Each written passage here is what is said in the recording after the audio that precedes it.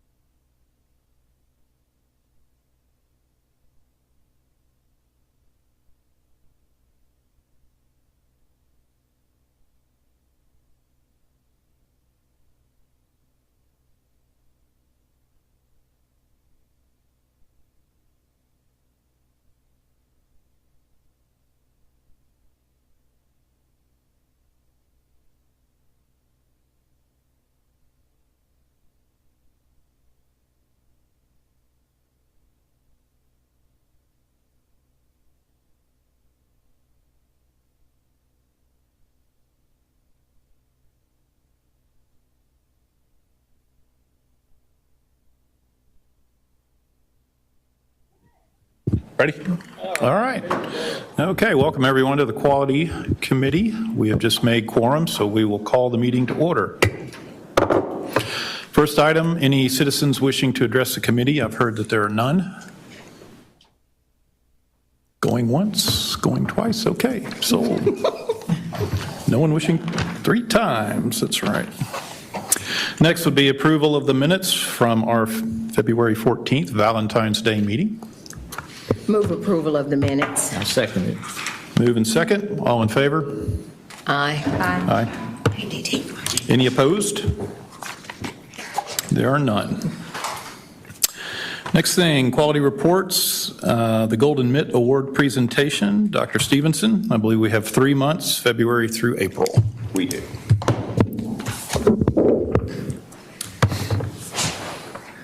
Thank you, Mr. Chair, and it's my pleasure to present to the committee this month our 3 most recent Golden Mitt Award winners.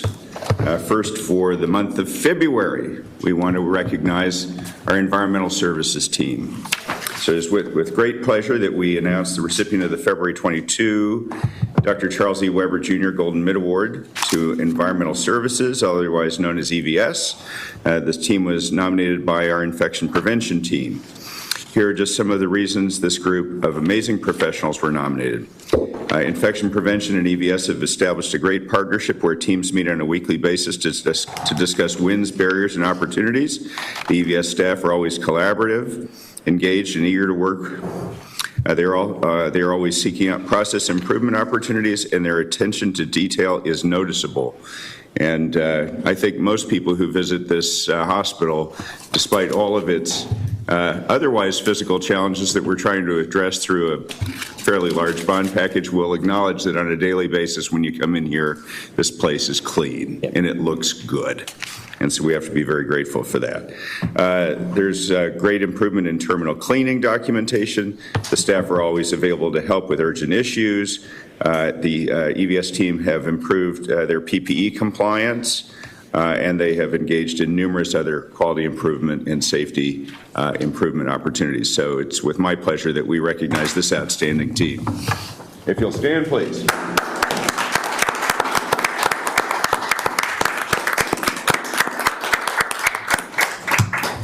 Good work. Fantastic work. Outstanding. All right. All right. Next is March, I believe. For the March, we are recognizing the House Supervisors. It is with great pleasure that we announce the recipient of the March 22 Dr. Charles E. Weber Jr. Golden Mitt Award to our House Supervisors. Here are just some of the reasons this group of amazing professionals are our behind-the-scenes heroes. The House Supervisors act as the boots on the ground 24/7 for every safety and administrative challenge that happens in clinical areas. They respond to code birds, code whites, code blues, managing the challenges of patient families, aggressive patients, and even staff members, all while keeping other people safe. They have helped to mitigate and de-escalate countless situations. Recently, with the influx of state travelers, this has brought additional difficult situations with staff that were intended to help at a time of higher stress and workloads. These travelers were not hired in a traditional JPS manner, so some of them have created additional challenges as they integrated, and the House Supervisors have managed through all that. They have helped manage ever-changing schedules, lack of skill sets, transparency, and behaviors. The House Supervisors have juggled this group on a daily basis along with short staffing challenges and have ensured that the hospital was in the safest position possible to care for our patients through the ups and downs of COVID. It is through these efforts that the House Supervisor team was nominated. Congratulations to all, and if you'll stand, please, to be recognized.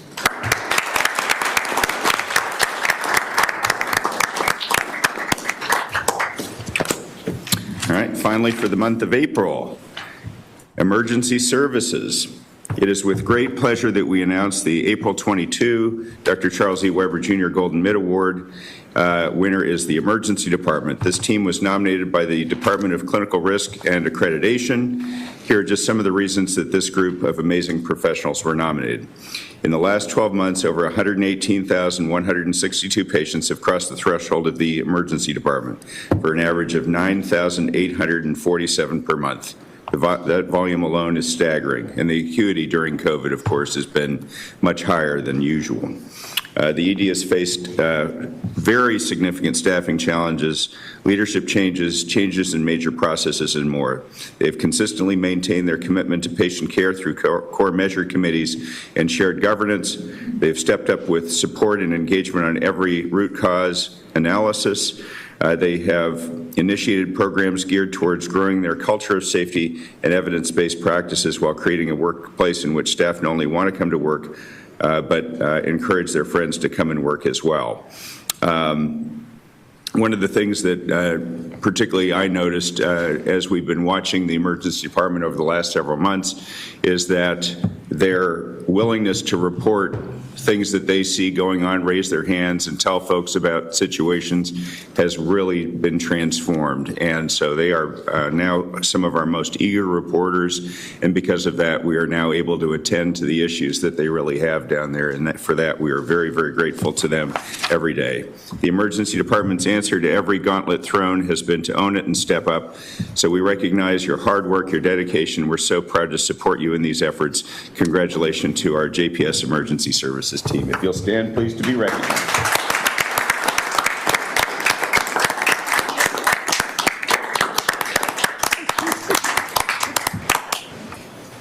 Good. All right. All right, congratulations to all of our award winners. Go back to work. Run.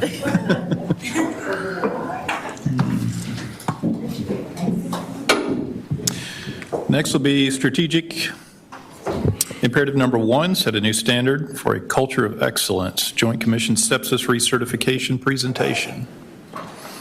I believe we have Kathy Watts and Dr. Jessica Kirby. Welcome. Good afternoon. Thank you so much. I'm Dr. Jessica Kirby. I'm an emergency physician and medical director of the ED. But one of my favorite hats I get to wear here is being the physician champion for our sepsis committee with Ms. Kathy Watts. Put your microphone a little closer. Absolutely. Is that a little bit better? Okay. So one thing I love to talk about when people come to visit JPS is to tell them that we're not just county, we're quality. And I say that proudly and loudly to anyone who comes to visit JPS. I say we're not just county, we're quality. And I truly believe that the good work of the sepsis committee epitomizes that line and that phrase. I had the opportunity to come to JPS about 6 years ago. And at that time we had a sepsis project. And they reached out and they said, Dr. Kirby, would you like to be involved in our sepsis project? And I thought, I am by no means a sepsis expert, but I love providing quality care and I love process improvement. So what the heck? I'm happy to join you in your great adventure. At the time, we created order sets for the physicians. We created education for every member on the team. We set goals for our project, and we truly engaged the medical staff and the nursing staff. Following those initial interventions, we actually became certified by the Joint Commission. And at the time, we were the only county hospital in the whole country to have quality programs in sepsis, trauma, and stroke. Quite an accomplishment. Since that time, we've really taken a multidisciplinary approach. So at the meetings, we have multiple physician specialties there, including ED, ICU, our medicine services, but we've gone beyond that. We're multi-departmental. So we actually have palliative care come to our meetings. We actually have our billers and coders come to our meetings. And it's really through this multidisciplinary, multi-department approach that we have success. So in this last year, we exceeded SEP 1 standards for the state and for the country. So our SEP 1 data here at JPS was better than our peers in the state of Texas, better than our peers across the country. So the Joint Commission came to do a site visit recently within the last few weeks. I'm proud to say that we had no OFIs at the time of our site visit, and they told us that we have exceeded our goals, that we have to make new ones. Awesome. So I hope you see how we've been able to engage the staff. I hope you've been able to see, or will see, how we've been able to engage the patients. And I didn't really hit on that, the patient education we've been doing and the outreach we've been doing. But really, I hope that the patients feel cared for. I know that they're receiving quality care. And I hope that big picture, when they do become recipients of Medicare, that they will still choose JPS, and that when their friends ask, where should I go for healthcare, that they too choose JPS. Huge thank you to the quality department. We could not do this without your support. Miss Elizabeth Rogers, a huge thank you to her. She always gives us the autonomy we need with the guidance we need. And a huge kudos to Kathy Watts. I have worked with a lot of leaders, and you are absolutely exceptional, and it is truly because of you that the program is successful. So I will turn it over to you, Kathy. Wow. Well, thank you. Okay. I probably don't need a microphone. I actually speak quite loudly. My name is Kathy Watts. I'm the sepsis coordinator for this hospital. We've got a couple slides, and Dr. Kirby really has kind of hit the highlights of what we're going to just mention very briefly. Our sepsis program is aligned with our JPS strategic plan. Very important that we maintain an community of excellence, and we do that through our certification. Certification validates our excellence. It improves our processes across the board. It improves our patient outcomes. It decreases our risk for error and decreases the clinical variation. We are, at this time, the only level 1 trauma safety net hospital in the United States with a sepsis certification through the Joint Commission. Over the period of time that Dr. Kirby talked about, there's been one other that I'm aware of, and through COVID, they chose not to continue their recertification. When the surveyor was here to do our Joint Commission survey, they spoke very highly of our hospital. They mentioned the fact that JPS is mission-driven. They complimented our documentation hospital-wide. They felt like we had a very strong education program. Partnerships with the community were good, and that we had a good collaboration with case management. So that takes us to now. Where do we go? Just as Dr. Kirby said, we have to retire all the metrics that we were following for the Joint Commission and develop new ones. Those new metrics, because we consider ourselves to be reasonably successful and have hardwired the process within the hospital, we are beginning to reach out and more into our community. Most of the cases for sepsis come from the community. 85% come through the emergency room. We need to partner more closely with the clinics that we have, and we will do that. And there are some other outreach programs that we're working in. Inpatient education as well, we are going to focus a little bit more on that, despite, most of our cases, again, come from the ED, but we are going to work on our inpatient recognition and develop those metrics. In 2 years, we'll be recertified again. And I don't know if I didn't put the slide in here, but we didn't get a SAFER matrix. Every time there's a Joint Commission survey, the hospital gets a SAFER matrix. We did not get one because we did not have anything that belonged on that matrix. So thank you very much. We appreciate your time. Great. Any questions? Fantastic achievement. Thank you. Oh, yeah. They deserve a round of applause.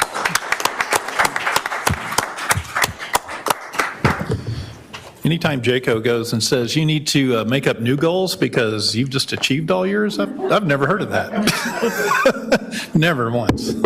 Okay. All right. True North, our patients. Patient experience, I believe we have Laura Burnside. Welcome. Hi, thank you. Good afternoon, everyone. It's my pleasure to come in and present our patient experience information for the month, and then show you some exciting new things that are on the horizon. So we will get into that in just a moment. I wanted to just touch base on our partnership with Press Ganey, which, if you recall, you were gracious enough to approve for us last year. So we're now little over a year plus into the data coming back from Press Ganey. So I thought it would be important for you to understand just some basic fundamentals of how we're measuring, what we're measuring, and how it's actually distributed to our patients. So the areas that we chose to survey for our annual incentive plan are listed in the top left-hand box of this slide. Those are our inpatient units, our outpatient surgery, or OAS caps, as that is known, and that's actually going to become a publicly reported data set in 2024, and that's new for us, so we're monitoring that now. Our medical practice, which is what Press Ganey refers to it as, we call it our clinics and our telehealth facilities, our emergency department, and then our behavioral health inpatient and outpatient units. On the right-hand side, because these survey areas are very different, we actually survey patients in different ways. Some of it is dictated by CMS, and then some we have some opportunities to sort of massage that a little bit and try to get better survey returns from our patients, and so we do that. So I wanted to be sure that you had information on how we actually distribute the survey. Back a year ago, we made this switch, and it's been really, really good for us. And I'll show you some new data sets that we can now see and have access to that will allow us to better serve this community in just a moment. But what we found is a tremendous increase in the qualitative data and information that we get back, our patient comments. And we now have, I've mentioned this a couple of times, but I just want to be sure that you're aware of what that capability is for us now, which is far superior to what we had before. So prior to us moving to Press Ganey, we actually reviewed all of our comments with our eyes, and we segmented and trended that information manually. Now, all of our comments, whether it's from our surveys, from our discharge phone calls, from our complaints and grievances, any voice of our patient comes into one area. It is sorted with artificial intelligence. Keywords are selected out, and trending is shown. And we can see positive and negative comments by area through that artificial intelligence. It's a much faster, easier way, and it's really a rich way for us to get into the depth of what our patients are saying. That's new and different, and we did not have that capability prior to making the switch to Press Ganey. We also have different benchmarking groups that are much more appropriate and applicable to JPS, and so that is also an enhancement for us.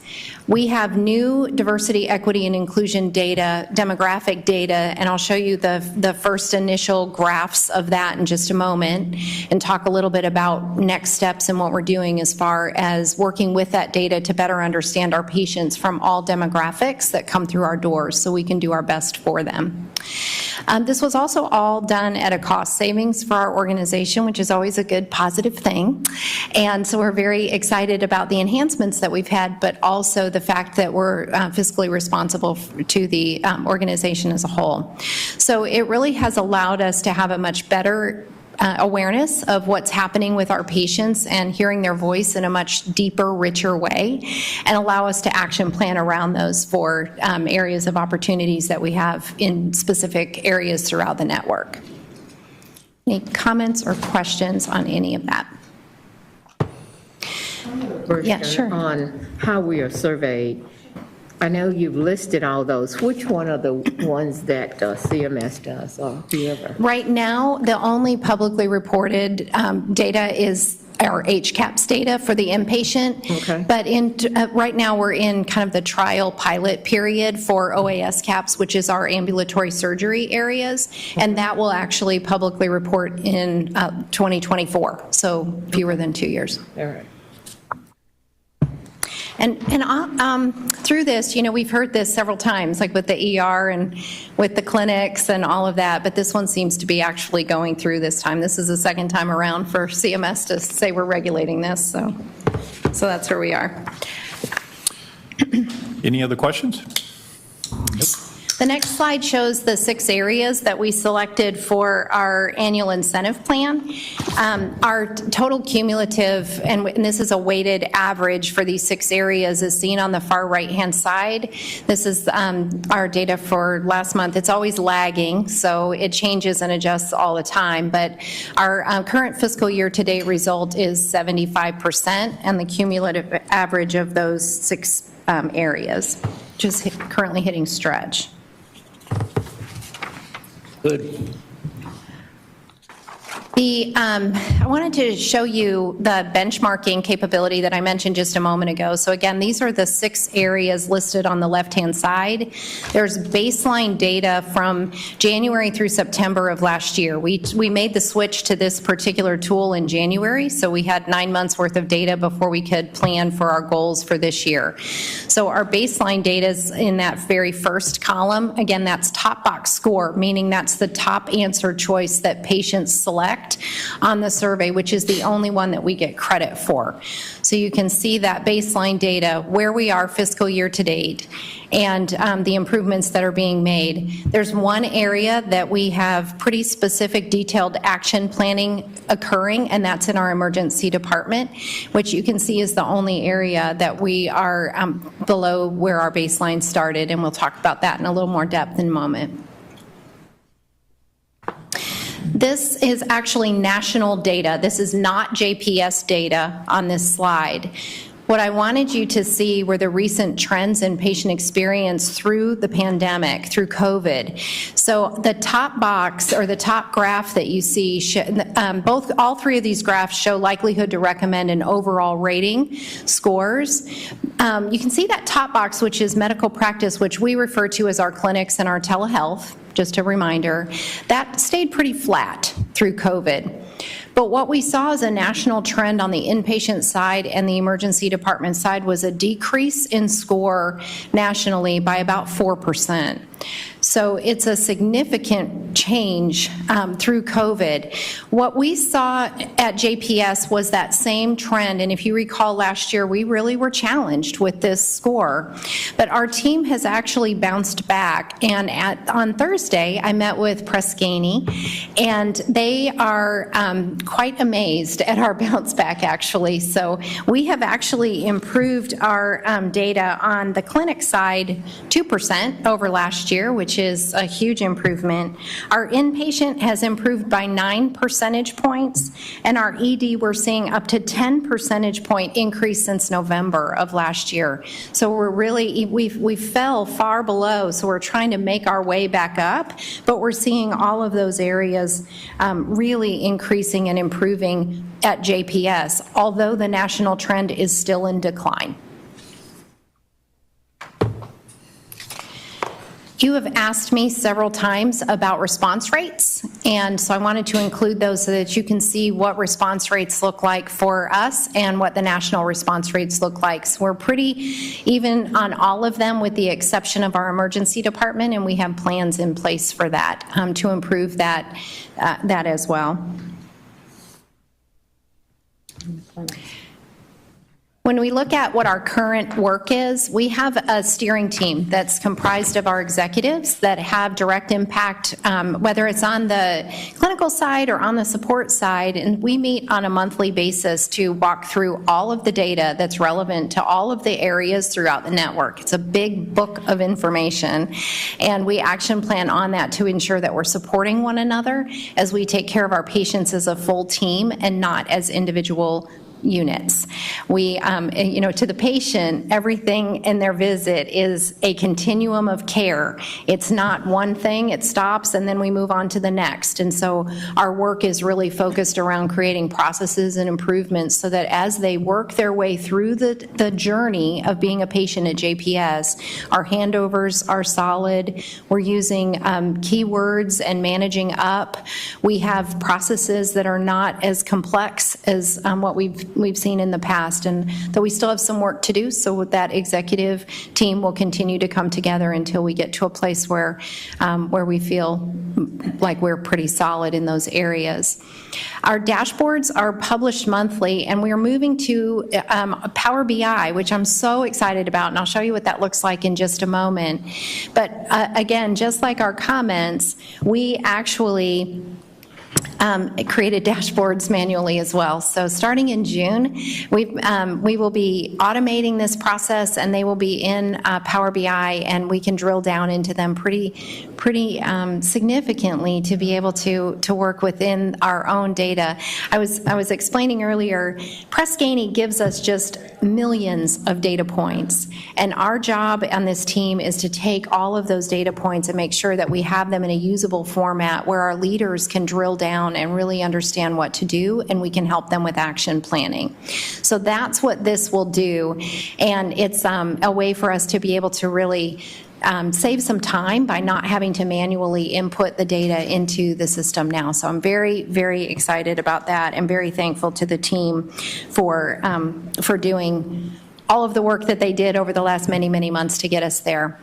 We had 15 clinicians that we actually honored from their patient experience survey data that came in from patients last year. So we are very excited about that. When we started this process, we only had a few, and we've had in the double digits now for the last couple of years, so it's quite an honor.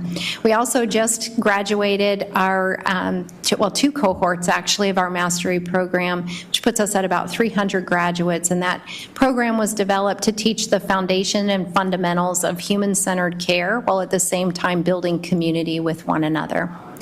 And then all of our priority questions, which are given to us for different areas, and that priority question is, or key driver question, is actually the question that patients want us to do the most. And what statistically happens is if we actually achieve what they're asking us to do in that particular area, the rest of the results on the questions move as well. So that key driver question is incredibly important for us to understand what's most important to our patients. And that is fully implemented and being used throughout the organization, and so we're really focused on what's most important to our patients. And that is actually being captured, all of that data is being captured and worked through another program that you were kind enough to approve for us, which was called Get Well Rounds. And so we can run reports and see data and trends that are happening from the voice of our employees and our patients through that particular program. And then you can see the areas of focus that we have below. This is, yeah, go right ahead. I'm so sorry. On your patient experience steering committee, Yeah. how many people of color are on there? So we have, There are 10 members. yeah, they're the leaders of those particular area, and there's no one of color. Okay. And what is our demographic base of patients? I would have to get that information. Yeah. It's, I don't want to misquote it. Yeah, let's work on that. Sure. To make sure that we have good representation. Absolutely. Because I'm looking at their, according to some of their LinkedIn, they may be leaders, but they may not be top-tier leaders. So let's look at what we can do with that steering committee. Yeah. To make sure it's more representative. Thank you. I appreciate that comment. The only two that are not executive leaders are but the patient experience team members. Yeah. Laura, on the dashboard, Yes. are you using it for statistical information or are you using it for visualization? We use it for both, actually, but the statistics actually come to us from Press Ganey. So what I mean by that is they take all of the information that comes in by area and they statistically analyze it to determine which question has the biggest statistical significance for patients' experience, and that becomes our key driver question. So all of those analytics are done through Press Ganey, and then the new dashboards, which I'll show you in just a moment, actually have that information available for our leaders and our employees to look at. So the dashboard doesn't have statistical except taking it from Correct. Press Ganey? That's correct. Okay. Because I was curious because most people use R Shiny for statistical stuff versus Power BI, so that's what's. Yeah, it's, this is just a place for, it's a depository of information so that we can make sure that our leaders are all looking at one source of truth, because the data comes in all the time, and so if you look today, it can look very different than tomorrow. And so what we do on the team, and we made this decision about 6 years ago, was to start pulling the data on the 20th of every month, and we populate a dashboard that is a single source of truth for us to use in the network. And then we action plan on that for a period of time until we start to see adjustment and change. You're welcome. I have one other question on your Get Well Round survey, and it includes all key driver questions. Give me an example of what one of those key driver questions would be. Sure. Yeah, it could be, and I'll show you where the questions lie in just a moment. But for instance, if for nurse communication and doctor communication, they're the same 3 questions, although they reference either nurses or doctors. Okay. But it could be nurse or doctor explained things in a way I could understand, listened in a way that, I felt valued, and courtesy and respect is the other. All right. Yeah. So when you were saying that this new keyword indicator that you were using, is that coming from patients giving input? So the artificial intelligence, is that what you're referring to? Yeah, that's what That is actually a program that comes from Prescani. They purchased an organization called Narrative DX last year. And Narrative DX is artificial intelligence. It's a software system that's designed to do the analytics and qualitative data that comes in from comments. So what it does is at the end of the survey and at the end of every section, you have a chance to give narrative, and all that narrative goes into a whole database system, and then the artificial intelligence sorts through and pulls keywords, kind of reads through the comments and determines positive and negative for those, so that we can sort them very easily and see what our patients are experiencing. Okay, so it just defined it, and then it tells you the information back. Correct. All right. Yes, and then we can run reports on it, so it makes it much easier when we're working with the different areas, so we can look at their data that's coming through, but then we can also look at the comments that are coming through from patients to really get the full, deeper, richer story. And so is that information fed into those 4 or 7 key questions? So if something else pops up, and it's not one of those talking to the doctor, nurses communication, is it identified? No. The key driver questions those are specifically from the number analysis, the top box scoring that's coming through, and then what the variation of responses are on the questions. But it is specific to the numbers that come through, the data numbers. Okay. The other side of it is the comments. We've always gotten comments from patients, but we had to manually sort through those. And now what we have is the ability, it does this for us automatically, and then those reports get automatically pushed to our leadership team. So on a weekly basis, they're getting those comments that are coming through, and then they can share those with their team members. What's interesting now is we're actually seeing people identified by name as positive comments are coming through, so we're able to use it for recognition as well. But those two don't feed together. I understand that, and I'm just trying to figure out, if you have a major problem being identified through those comments, how does it roll up to the overall organization? You say, it goes back to this person, but if you're getting it from 5 different areas, how does that get up to be a top problem for the organization? It actually, all of the sources that we have that receive comments from the voice of our customers. So whether that's through our surveys, it's through our discharge phone calls, it's through our complaint process, et cetera, all of that feeds into this system. And then what happens is, when our team meets, our executive steering team meets, we go through comment trends and we go through data trends. So all of those are being looked at, and we look at the top ones that are coming through, and then we look for any positive comments, and then my team members are doing wows or thank you cards or some sort of recognition for anyone mentioned by name. What it does, Dorothy, is Narrative DX. Using what they call NLP, natural language processing, on the back end, just like the NSA, to pick up keywords. Yeah. And that's Yeah, how I understand that. I'm just wondering what we do with the keywords. That's Yeah. all I'm trying to figure out. Because I do know information come up and it goes to this leader, and information come up and goes to this leader. But if the same information is coming up to different leaders, how would we look at that trend and identify? That's all I was asking. And we do that through our steering team. Okay. Do you have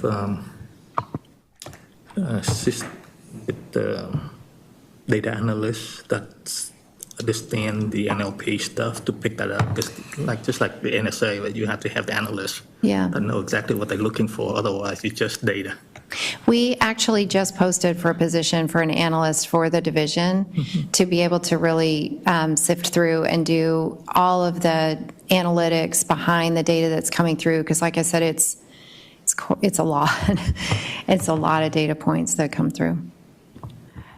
Dorothy, in answer to your question, that information is shared with me. Yes. And then that is brought forward as part of our town hall, our executive team, as to where it is across the organization that we need to place some work. So recently, Yeah. it's been around more about courtesy and respect, and so we did a whole thing on respect. Yeah. Thank you. This is physician data. So this is our communication with doctors domain. This includes 3 questions. One is around listening, one is around explaining, and then to Dr. Duncan's point a moment ago, it's around courtesy and respect. And you can see that we've made improvements with our physicians as a whole as well. So I wanted to be sure that you were aware of that. We do quite a bit of work on this with our physician group. And then this is brand new data, hot off the press. And this particular information we will get on a quarterly basis going forward.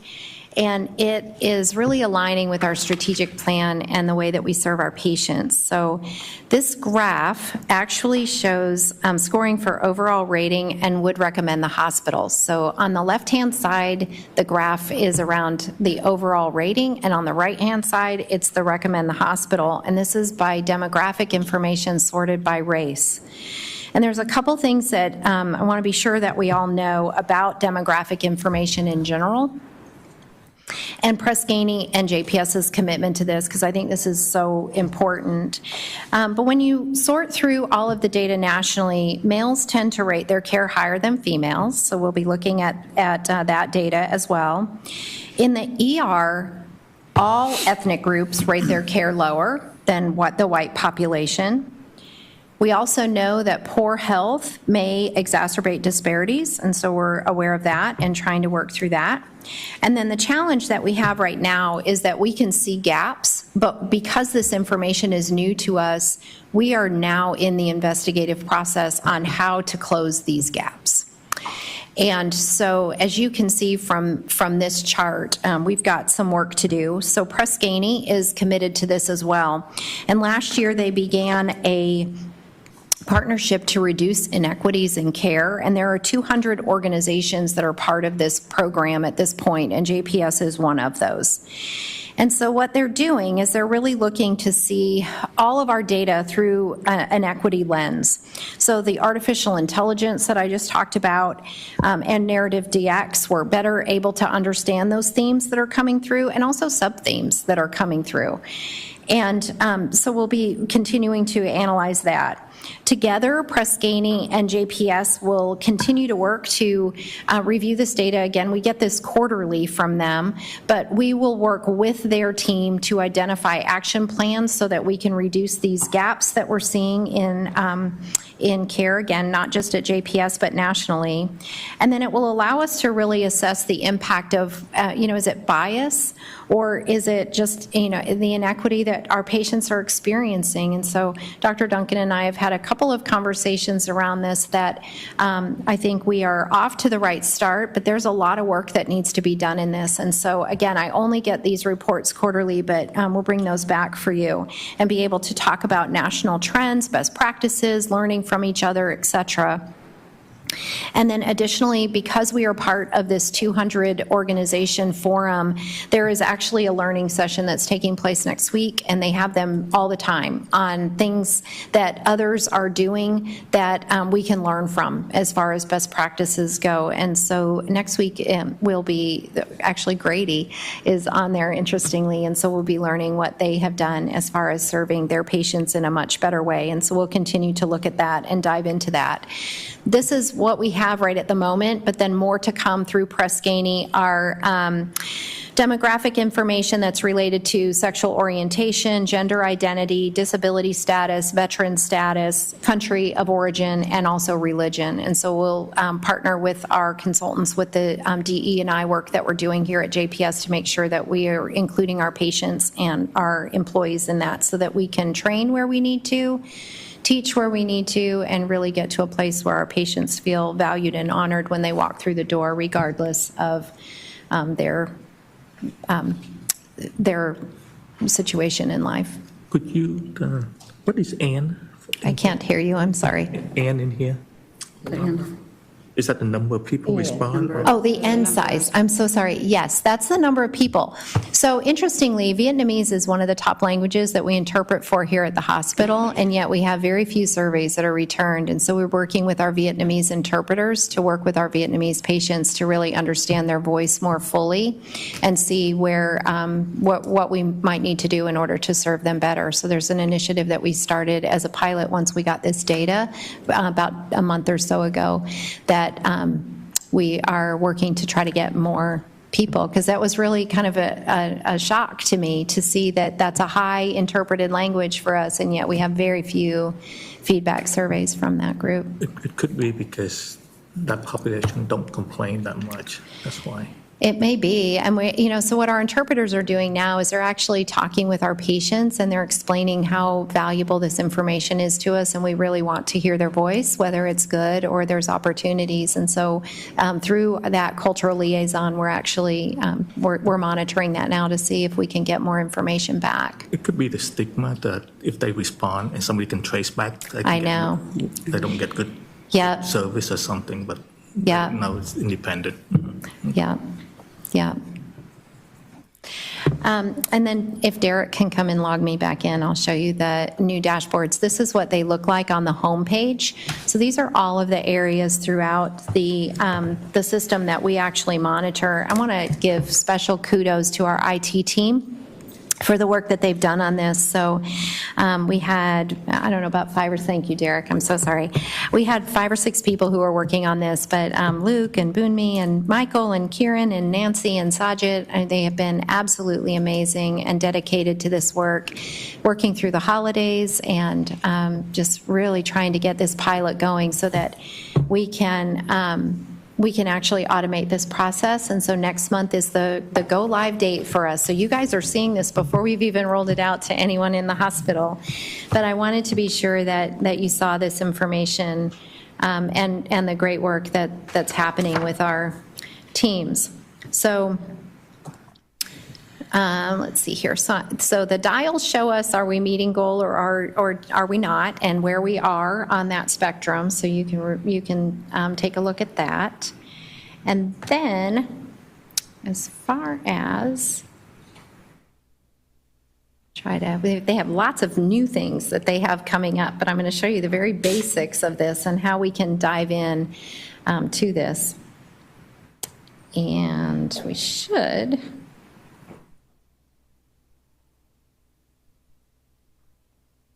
Okay, we have it on the side ones, not on the front. But just to kind of show you what's happening here. So this is our inpatient data. I don't know why it's not showing on the front. Thank you. Oh, there it is. Just a little slower. There you go. All right, there we go. Okay, so what you can see is the dial. This is our inpatient data. So you can see what our score is and where our goal was. So our goal was to hit 67.8. We're at 75, which is actually putting us in the top quartile nationally, which is a big deal. When Dorothy, you asked about what are the questions that are part of it, they all list out under here, and these will be live where we can click on those and drill down into those questions as well and be able to see them. So again, underneath just the nurse communication, we've got nurse treated with courtesy and respect. You can see what the score is over here, which for us right now currently fiscal year to date is 84.9, and we've had 1,789 surveys that are returned.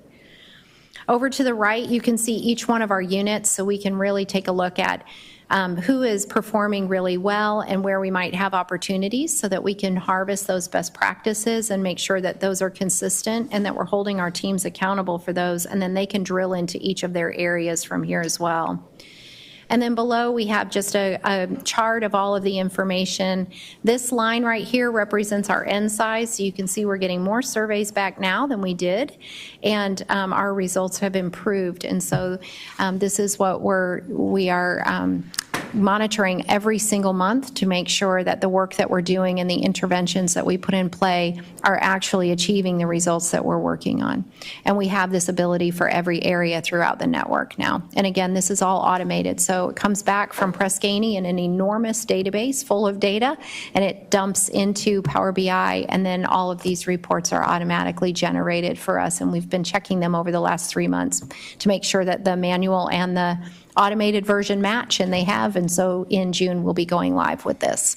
And we'll have training sessions and all kinds of things available for every single leader throughout the network to ensure they understand how to use the dashboards and how to get into them, and make sure that they are action planning appropriately, and we will continue to guide them through the work of the patient experience team to make sure that we're on the right track and doing everything that we can that's most important for our patients and our community. Any questions on any of that? Thank you, Laura. Does anybody have any questions?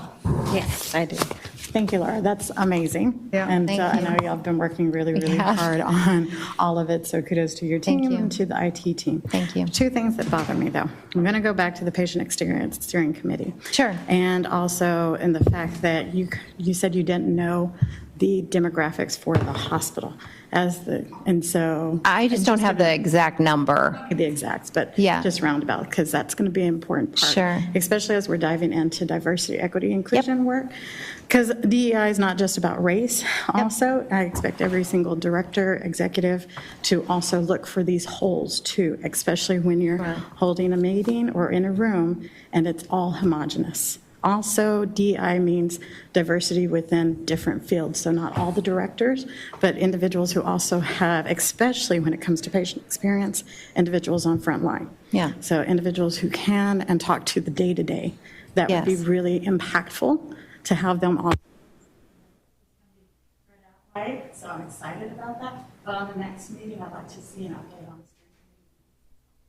Sure, no, absolutely. And again, I mean, this is, for them, other than the two people from the patient experience team that are there, it's the executives that lead those areas. But I hear your point, and we can add some additional people to there to make sure that we're represented appropriately. And I appreciate that feedback. Thank you. My pleasure. Thank you. And Steve, I don't know who to direct this question to, but we were to have patient advisors on this committee. Are we working on identifying some patient advisors, or are patient advisors no longer supposed to be a part of this committee? That I'm not sure. Okay.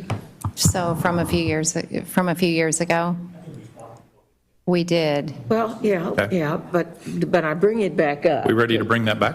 Yeah, I do think it brings some validity to your program if you have some folks that are sitting on this committee, looking at the data, helping us from the patient standpoint too.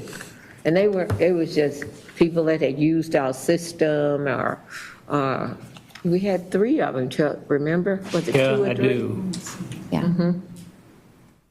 If memory serves, it is codified in the district bylaws that you do have patient advisors on this subcommittee. I don't remember, to your point, if it's 2 or 3, but I'm pretty sure I remember seeing it in the bylaws. Well, I just know that. We had 3 community representatives. Right. And I thought they brought some value to the committee. And since we still have them on our minutes, that's what is that, okay, are we going to go back and try to recruit some more? Because I thought that was, So we need 3 new ones? I don't know what happened to the other past ones. We will regroup and come back based couple of upon the years probably bylaws with and, COVID. Okay. next steps. Okay. The gentleman that was on it, he was very frustrated because his recommendations were not implemented, which was a tad bothersome. But the two ladies that were on the committee were both patients and both brought a fair amount of experience down at the ground level of what's going on in the community clinics. It wasn't high-flying data or anything. It was just, this is what my day is like. I found it good. I did too. I mean, I thought that was they brought value, and I think if we select or really recruit some to bring more to the table, you know, you have some that love the services and always positive, nothing wrong with that, but some of the others that have a more in-depth background can look at your data. Because the guy was frustrated, and I never understood, none of that ever made it to the committee to see if any of his stuff was valid or not. So I've picked from that he was saying stuff, but we wasn't listening, but it didn't come to the committee. Okay. All right. Well, thank you, Dorothy. Thank you very much. All right. Okay. Letting me visit ahead of time. You're welcome. Thank you for your questions. Next up, PSI 90 Quality Scorecard, Dr. Stevenson. Okay, so this is our quarterly report out of the sort of main range of quality data that we keep a track of here at JPS. Most of this is here because it's also reported through CMS, and so it's important for things like value-based purchasing and hack reduction programs. So if we'll go to the next slide, please.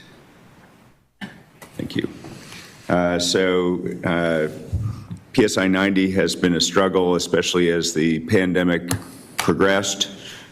We were fairly resilient early, but as we've had more staff disruption, et cetera, we've seen what the rest of the country has seen, which is progressively more challenging numbers with this. And in acknowledgement of this, the CMS has continued to offer hospitals who have been under strain an opportunity to have this data excused for the purposes of these value-based purchasing programs. And so we've continued to do that as well. A lot of the areas, though, in recent months have begun snapping back, and you can see that the month of March was really dramatically better than the previous months. As you can see, we really were down to a single post-op sepsis event, which was related to frailty, and then a pressure injury. Just as forewarning, the pressure injuries have continued into April as well, and so what we're seeing across the board is that things like central line infections are improving, urinary tract infections are improving, but the pressure injuries are continuing. And if I were to choose myself as a patient between a serious pressure injury and a urinary tract infection or a central line infection, there's no question I would rather have one of those latter things rather than a pressure injury. These are very morbid. They're very, very hard for our patients to recover from. And of course, we know some of them never recover from them. And so they're very, very morbid. So we are putting a tremendous amount of effort and energy around pressure injuries especially. And I think the key really is to get back to basics. This is really, I think, a surrogate measure of the amount of staff disruption that we've had, and we just need to get them all back, doing the basic things that need to be done to protect patients from these things. You can see the trend line on the next slide of just the overall PSI 90, and you can see that PSI 90, along with really CLABSI, especially those two, track very closely with the severity of the pandemic, and that's been seen nationally as well. But we're snapping back very, very quickly, which is certainly reassuring. We can go to the next slide. You can just see the year-to-year comparisons of the numbers. So, let's focus on that PSI, the pressure ulcer number. So last year, 2021, we had 21, and already in fiscal 22, we've had 20. So that's a very, very serious situation, and we are addressing that. I think I reported the last time, or perhaps the time before, about the sudden spike in post-op DVT and PE that we have seen. That has improved already quite dramatically. There was quite a bit of inappropriate ordering of Dopplers going on, so this is a very interesting situation. It just shows you can't take your eyes off of anything. But anyway, so there's something that floats around amongst interns called the 5 W's of postoperative fever, and it's, let's see if I get them all. It's wind, water, wound, wonky drugs, and walking around or something like this. Anyway, so. Can't believe I remember most of those. Yeah, that was all. Hey. So anyway, so if you go to certain intern viewed content out there, I mean, it's amazing what you find. Anyway, if you find certain intern viewed content, there was the idea that when somebody has a postoperative fever, that they ought to just routinely get Doppler ultrasounds done. And now we did this experiment, actually, it's very interesting. We did this experiment like 10, 12 years ago. It used to be routine in our trauma program and in many trauma programs to do a Doppler ultrasound on all the patients every 4 days. Well, we found lots and lots of DVTs, and then the Chest Society changed its guidelines and said, no, you shouldn't do that anymore. And the number of DVTs we found went down dramatically, but the amount of morbidity and mortality related to these things didn't change at all. So what happens in a lot of patients is they make a little clot and then they lyse it on their own and they go on about their business. So we've redirected all the system now to take a much more symptom-directed approach. So are legs swollen? Are they painful? All this kind of stuff. And there's actually something called the Wells calculator that we promulgated, which is out there and is evidence-based. And we're saying, go through this calculator, and if the calculator says get an ultrasound, get an ultrasound. So that stewardship approach has already borne some fruit, and we are already seeing fewer DVTs. I mean, the reason it was so striking was that we were performing at best in country levels of performance back in 2020, and then 2020 and well into 2021, and it was only the last quarter, only the quarter with the new interns that changed this. So it's absolutely amazing what you find when you turn over rocks. So anyway, that was an interesting story, but we're keeping an eye on that as well. If we can go to the next slide, please. So our infection data, actually, with the exception of CLABSI, is doing quite well, but you can see that actually we're already down to 1 CLABSI in March, and we have only 1 CLABSI in April, so definitely moving in the right direction there. The colon SIR is slightly higher than last year, but it's still much better than our historic rates, which are usually about 2.5. So, and we're still in position to potentially beat last year's results in terms of that. And our C. diff is up a little bit, but again, we're using a stewardship approach there as well. We also think we can probably improve the rate of the catheter-associated urinary tract infections. We've taken, again, a stewardship approach there. There's something in the world called asymptomatic bacteriuria, which means that there's a lot of people running around out there with bacteria in their urine, and it doesn't mean anything. The difference is between an infection and asymptomatic bacteria is whether or not there's symptoms present, and if you indiscriminately culture urine, you can lead yourself down the wrong pathway in terms of treatment, in terms of deciding what's going on with your patients, and in addition, a lot of folks end up getting unnecessary antibiotics, which we know are very harmful to folks. So again, a lot of work going on, and we're making, I would say on the whole, we're snapping back, making fairly good progress. The year-end results will not be beautiful, but we started off with a couple of tough quarters. So yeah. So the short answer is that, let's see, where are they here? So the short answer is that their closeout dates. So you have 120 days. I think, of postoperative follow-up before that date is finalized, because joint infections still count way down the road after surgery, okay? So those 0 stars there, they're not final zeros yet. We haven't found one for those periods, but our surveillance period is a lot longer than it is for, abdominal surgery, for example. If you're going to get an infection, as you know, from abdominal surgery, it's going to happen in the early postoperative period.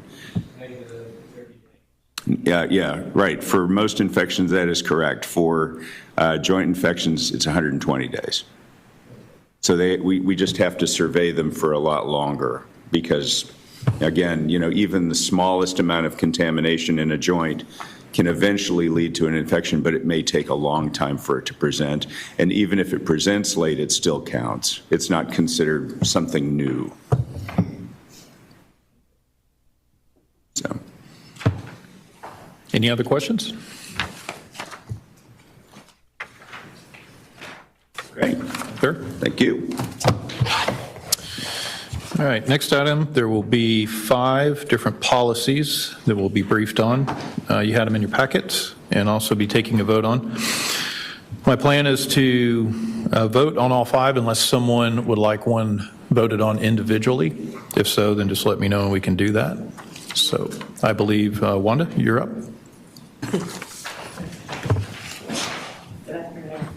I'm presenting Welcome. our emergency management policy. This is basically just the policy statement supporting our emergency operations plan. The only changes to this from the last time are just some grammatical changes and some wording changes in the first paragraph. Any questions on this policy? No. Comments, concerns? No? Okay. All right, thank you. Thank you. Next, Adam Lane, the Above Ceiling Permit Program. Good afternoon. Welcome. Happy to present the most riveting item on the agenda today, the above ceiling work plan. So what this policy is an annual update of the plan to provide compliance with NFPA, NEC, IBC, and all the other authorities having jurisdiction. It brings our employees on level footing with our vendors, and then we move the procedure portions out to the procedure component that's separate from the policy itself. Anybody have any questions or concerns? Yeah? This has to do with firewalls and things like that, huh? Special caulk. All right. Next, we have 3 policies. Jill Farrell, welcome. Hi there. Well, good afternoon. I have National Patient Safety Goal 400, Handoff Communication Policy. This is up for renewal with no change to our policy or process. We added 1 word change. Okay. Any questions on that one? No? All right. Baby Moses. This is PC 2300, Acceptance of Baby Moses Infants Policy. Again, up for renewal as well with no change to our policy or process, but this is in accordance to Texas Family Code Chapter 262, and we've added some additional language just for clarity. Any questions, comments? Okay. And our final one, Non-Discrimination Admission and Treatment Policy. And again, this is up for renewal, no change to our policy or process. This is in pursuant to Texas Health and Safety Code Chapter 281. Questions, concerns? All right. Concerns, I would entertain a motion to pass all 5.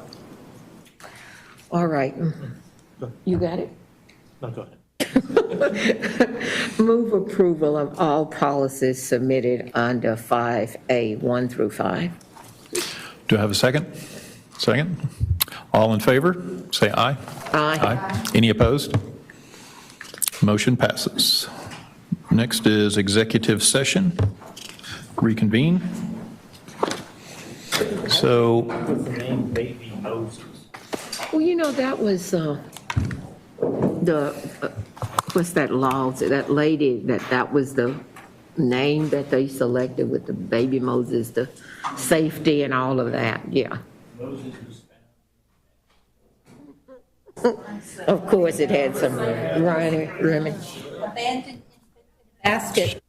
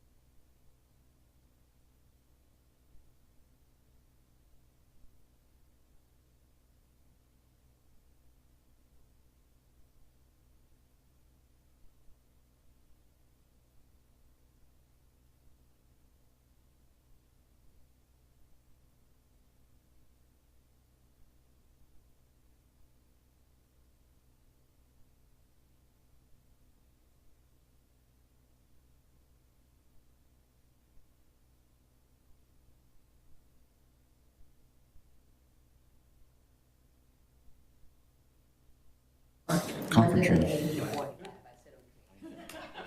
We're going to reconvene back in open With him. Get out of here. having no. So they can come to this conference. I would entertain a motion. So moved. Moved. Second. Okay. Second? All right. We are adjourned. Yeah.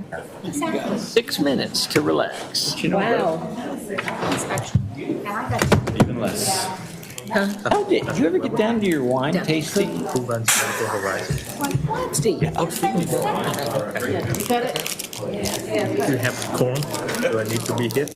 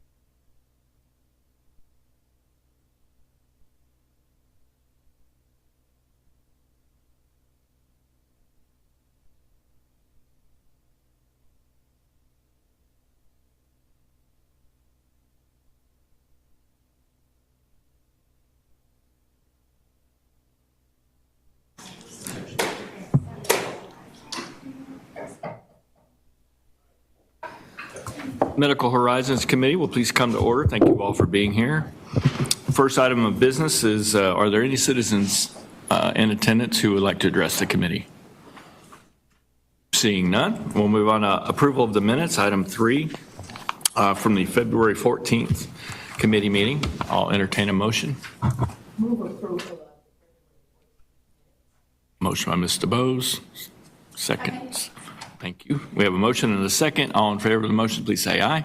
Aye. Opposed? Motion passes. Thank you. Item 4, Dr. Elliott. Thank you. Thank you, Mr. Montgomery, for the opportunity, and thanks everyone to the committee for us to be able to address you and provide you an update again for our academic and research activities here at JPS.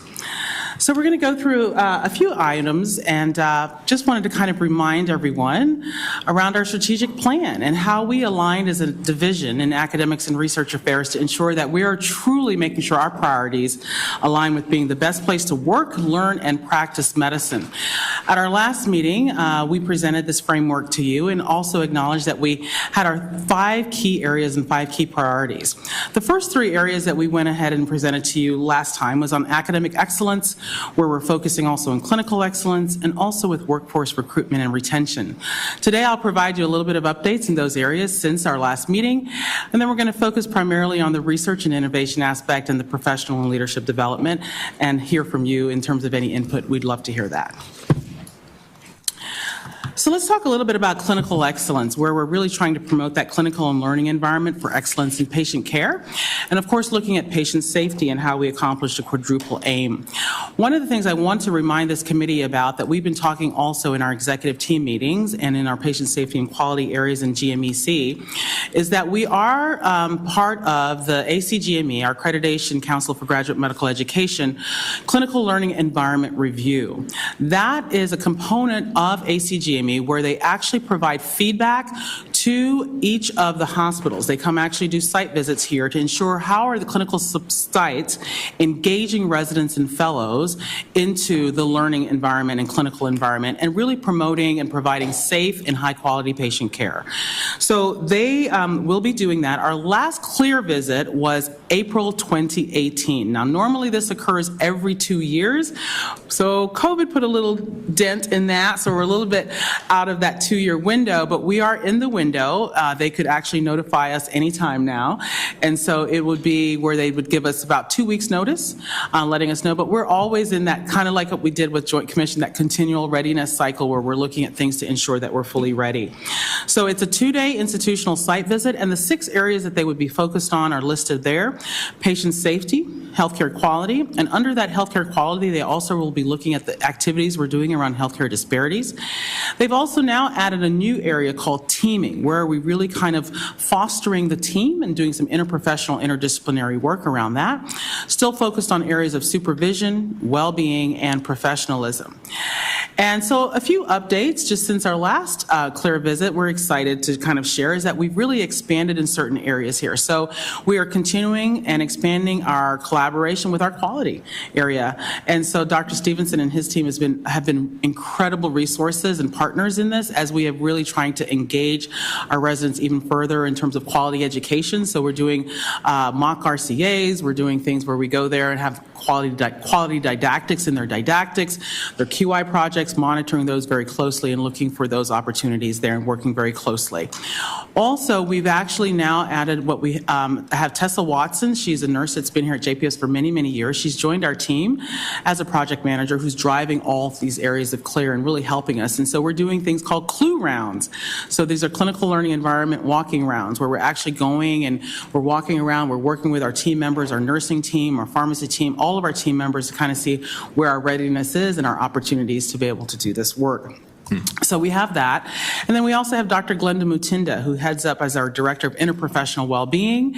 And it's great having her aboard now because she's actually a new member since our last clear visit. And many of you have gotten to know Dr. Mutinda and the work she's been doing with our Caring for the Caregiver team and a lot of the work there in driving multiple wellbeing initiatives. So I think we're going to have a lot of great things to be able to share with the clear visitor when they come and join us. And also, we really also been working collaboratively with our nursing group around the supervision piece too. So making sure that our supervision requirements are fully available, accessible, and clear. And so we have done great work with that, and that was actually even recognized in our Joint Commission survey that was ready to go. And that's also going to be part of our Clear visit here doing that. So during their meetings, I guess they're just looking at our policies and procedures and all those kinds of things and interviewing these folks to say, are you all adhering to those? Exactly.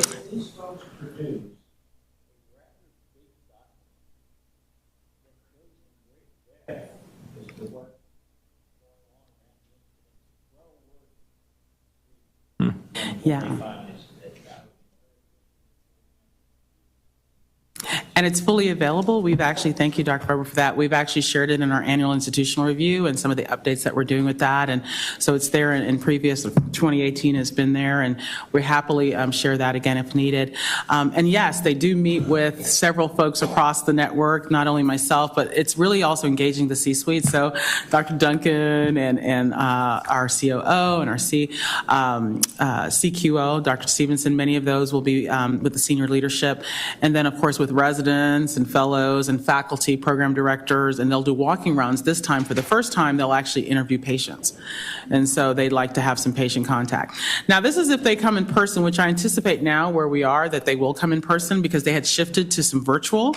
But we anticipate now, since where we are with everything with COVID, that they'll likely come in person and do this. So that will be our Clear, and we're still continually, as I said, working on these efforts and initiatives. We're also looking at some opportunities around expanding our interprofessional training, interprofessional education. That was one area they wanted to kind of see a little bit more kind of engagement around quality with like nursing and our interprofessional team with the residents and the fellows. And so we're excited that we're going to be working with nursing and kind of launching a Team Steps QI type of model too for this new set of interns and new set of nurse residents coming in June. So we look forward to showing them that too. Any questions there? Thank you. All right. And I want to give you just a little bit of update on our workforce recruitment and retention as we're looking at the continued journey and effort for recruiting and retaining a diverse and inclusive workforce across the board. So 3 things that we're going to talk a little bit about. So I mentioned to you last time some of the work that we were going to do in partnership with Fort Worth Isd, that we're trying to foster the STEM programs and some partnerships there and really see how we can integrate some of their students into our clinical learning environment and build a pipeline program to kind of expose them to some of the healthcare that we do. So we actually had our launch and kind of kick off with that, and I'll show you in the next slide what we were able to accomplish there. We're also increasing our participation in the Underrepresented in Medicine National Residency Recruitment Fairs. And so we are very active in that. We're glad to know that we're able to go back in person to some of this. Yes, Dr. Webb. MALMSAA. Absolutely. Will do. I'm about to tell you exactly what those are. You got it. Elderly. You got it. You got it. So yes, we've attended fairs, and so the SNMA is the Student National Medical Association. It's the student arm of the National Medical Association. The National Medical Association was started many, many years ago when we had Black physicians who were not allowed to join the AMA, and so they made the National Medical Association. They continue to exist, and there's a student arm to that called the Student National Medical Association that stays very active. And so they have regional meetings that we've attended, but we also just recently attended their national meeting and had, actually you got even tweeted out and Instagrammed out because they were like, JPS is kind of cool. And so they were really excited to see us there, and we had a wonderful group of folks who represented there from faculty and residents who went to that national fair. So we're increasing that visibility for sure, and that's what we want to do. We want to increase the pool of candidates that are going to be applying to us too. The LMSA is the Latino Medical Student Association, and so that's also one that we attended. And the AMSA is the American Medical Student Association. It's the student arm of the AMA. And so thus far, in just the last few months, we're excited that we've actually reached about over 150 plus underrepresented in medicine students that we are maintaining contact with. Some of them will be 4th years coming up, and we're hoping to see some of them come and do rotations with us now that that's opening back up. And I know we'll be seeing some of those coming. So we're going to continue this effort. We know we're trying to get the same pool, but we want to make sure sure that they know what we do at JPS and how they can get excellent training here. So we're going to continue those efforts, along with expanding some of our efforts with our HBCUs, historically black colleges and universities that we're working with, and some of our other schools that we know that do great work in terms of graduating underrepresented in medicine students. These are in medical school currently, and so they will be graduating. So these are currently in medical school. But they'll come here after they graduate, is that? No, well, that's our hope, that they will match with us eventually, but actually for the rotations, they can do student rotations. The rotations in their are fourth short, year. like Yes. 1-2 month. 1 month, and then usually the a 4-week rotation. Residency is more like a couple of years. Yeah, so residency, they're usually here with us anywhere from 1 year, 1 year to 5 years, depending on the specialty. Got it. Yeah, so our hope is that we capture those students, then they apply to us in the through the match, and that we hopefully match some of these students through that. They come here, and it's interesting. I've actually talked to a couple, a couple of our residents here, and they talk about how effective it was if they did have the opportunity to rotate here, for them to really want to come here even more so. So if we can open that window for them and show them that opportunity, it'll be a great way to increase that. Yeah. How do we incentivize them to do their rotations here? You know, those are things that we're going to be looking and working on. I will say one of the opportunities. We have a running list, and we're actually maintaining contact with them through my staff and through the residency programs, are maintaining contacts with them. But one of the things, too, that has started on a national level in multiple areas that we're going to be looking into is offering some scholarships or stipends. That's something that's actually happening now across the board for different organizations, offering URM-specific scholarships for them to be able to come. So I look forward to working with our foundation person and Dr. Duncan and others to be able to look at how we can develop some of these programs there too. Say even housing on a short-term basis. Yeah, it's all these things that are included. Yeah, they're trying to cover things that it will help them to cover their housing, help them to cover some other expenses. And that's why some of these sponsoring institutions are moving in that direction to try to see how they can incentivize them to come. So when you go to these, are students from the local programs there, and they're all from all over? Yes, they're from all over. So the national, they're national programs, and our local students come by the booth also. Interestingly enough, I did go to one of them. I didn't list it here, but I actually personally attended one that we were invited to go to at Howard University, and I took two residents with me, and it was great, and it was so wonderful to be able to see them. Some of them were like, we've heard a little bit about you, but we didn't even know you did all of that. Or they said, oh, well, I have family, because that's also a draw. If they have family, I have family, I'm going to come there and I want to see it. So, it's getting that word out of what we do and the opportunity that's here. And there are some questions that they still come up, trying to kind of figure out where they want to go, but it's just for them to understand who we are. Okay. Yeah, okay. All right, another update that we have here is that I'm going to present to you also. It's just I usually try to give you an annual update of kind of where we were with the match. So we had match happen this past March, and so we'll tell you a little bit about our match trends and where we are in the incoming class. Okay. So I mentioned to you our partnership with Fort Worth ISD and how we've been working on this. We've actually been working on this over 2 years. I think COVID just put a little bit of a hiccup in that, but we're so glad that it's finally coming to fruition as we look at our own local opportunities for building this pipeline from our own schools and our own systems here. So we've been working very closely with the leadership in actually Fort Worth ISD around their STEM students, and we're starting with a pilot there with O.D. Wyatt, and one of our own board members is a graduate of O.D. Wyatt and actually came and welcomed the students as we welcomed them here April 19th, Miss Amanda Arizola right there. And they came, so we welcomed 11th and 12th grade students here on site right in this room, and they were from the Health Sciences program. And so this was what we like to call our inaugural JPS Future Healthcare Heroes event. And we had multiple members from across our team, so we had allied health represented, nursing, and medicine, and they spoke to the students and told them their stories and inspired them.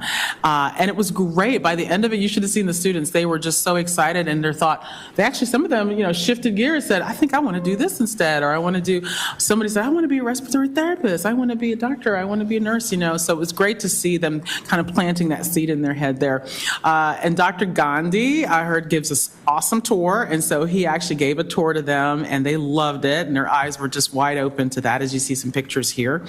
And then, of course, Miss Arizola here just really gave an inspiring. She opened it up, and it was great. They could see themselves in her, and it was just a wonderful representation there.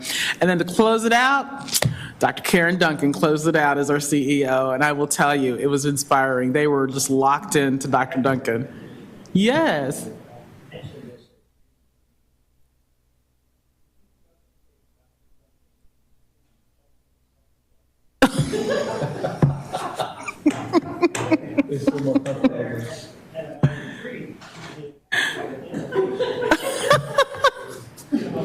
It's up there, and it was sort of.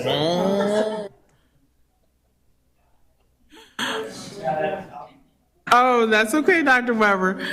Dr. Duncan's got us. She's great. No, not at all. After 5 p.m. They got me early. So this helps us to launch our whole program that we're looking forward to actually welcoming 12th grade students that are in, particularly they're in what's called the Patient Care Technician Internship Program. So they'll be joining us. We'll get about 5 or so students that will join us from about October to May for a longitudinal experience, right? So for their part of their Patient Care Technician internship where they do get a certification. So they'll be working with us in areas of EKG, phlebotomy, medical billing and coding, multi-skilled technician areas. And so this is going to be great for them to see this experience, because not only will they leave with a certification, but it plants the seed for them to think about other opportunities, and also gives us a pipeline to here at JPS to be able to serve our patients in our community. So we're looking forward to really launching that and monitoring those students. Do you expect to expand it to other high schools as well? Yeah, that's our hope. We wanted to kind of start this off as our pilot to see how we do it effectively and then learn from it. And then, yeah, absolutely. And that's where with Fort Worth Isd, we've talked to them about a few other schools that they would love for us to see about partnering. And I think as we grow, to be able to grow that opportunity. And maybe other school districts as well in the county. Absolutely. Absolutely. That'd be great. I will say it was a room full of young ladies. It was. Nice to see young ladies. We did that. Yeah, that's great. All right. Any questions on that? Well, what did you think was the biggest barriers based on that experience of those kids completing their journey? What do you see as opportunities that we might be able to help? I didn't get to, there was a lot of talking at them for a minute, but I'm sure that they were very excited when I left it. To go see EED. I think that, 11th and 12th grades are that kind of pivotal moment where they're deciding what they're going to do, what majors they're starting to think about, how they're going to fulfill their obligations. Yeah. Especially in some of these.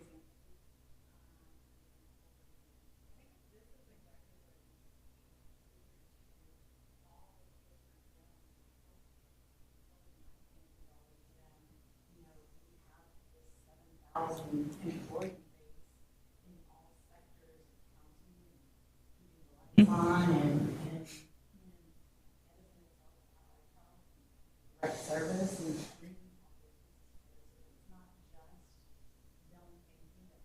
them thinking that staff too, So exposing them to that, I think, is going to take them out of their our students, they will stay in their 5 mile bubble or from their house to their school or You think the biggest barrier is just notification and education? Okay. Awareness of options. Yeah, what you can do in healthcare. I mean, and representation. Yeah. Representation is the biggest thing. They have to see themselves.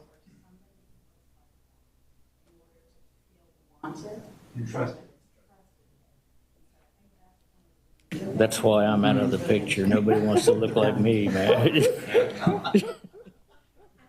So with that is, most of the time when you talk about healthcare, it's always just a nurse or a doctor.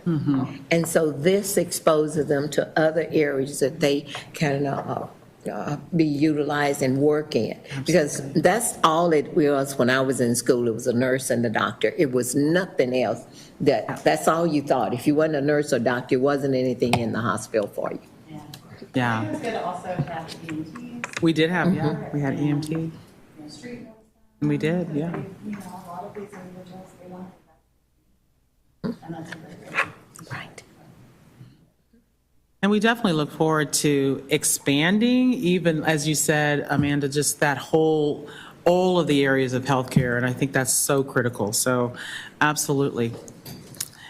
And as you can see there, in terms of representation matters, you know, we really strove to have a very diverse representation there too. And I think that was where, you know, I think Dr. Duncan tried to elicit from them. She was great, like pulling it out of them. And they were really talking about what they could see themselves as now, and they're really seeing it. So it was really great by the end for them to have that shift in mindset.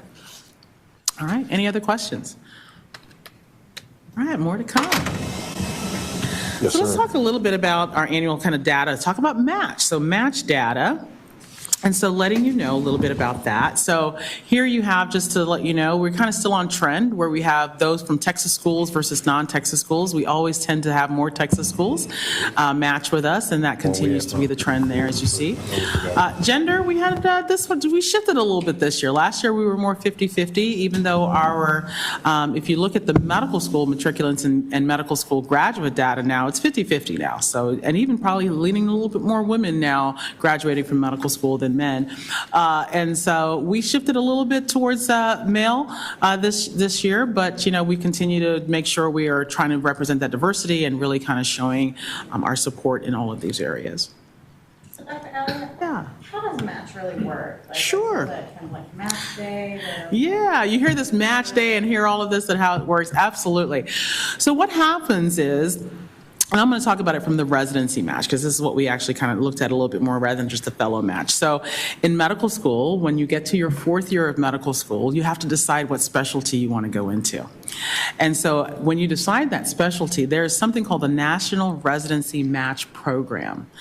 And it is basically a huge, large system and database where you will enter your choices.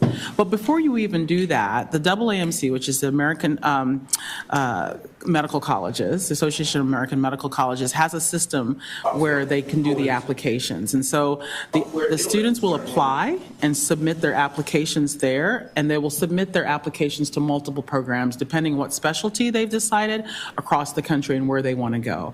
The programs on our end will actually see these applications funnel in through these systems. So you may get 1,000+ applications. Now, you'll get applications from our U.S.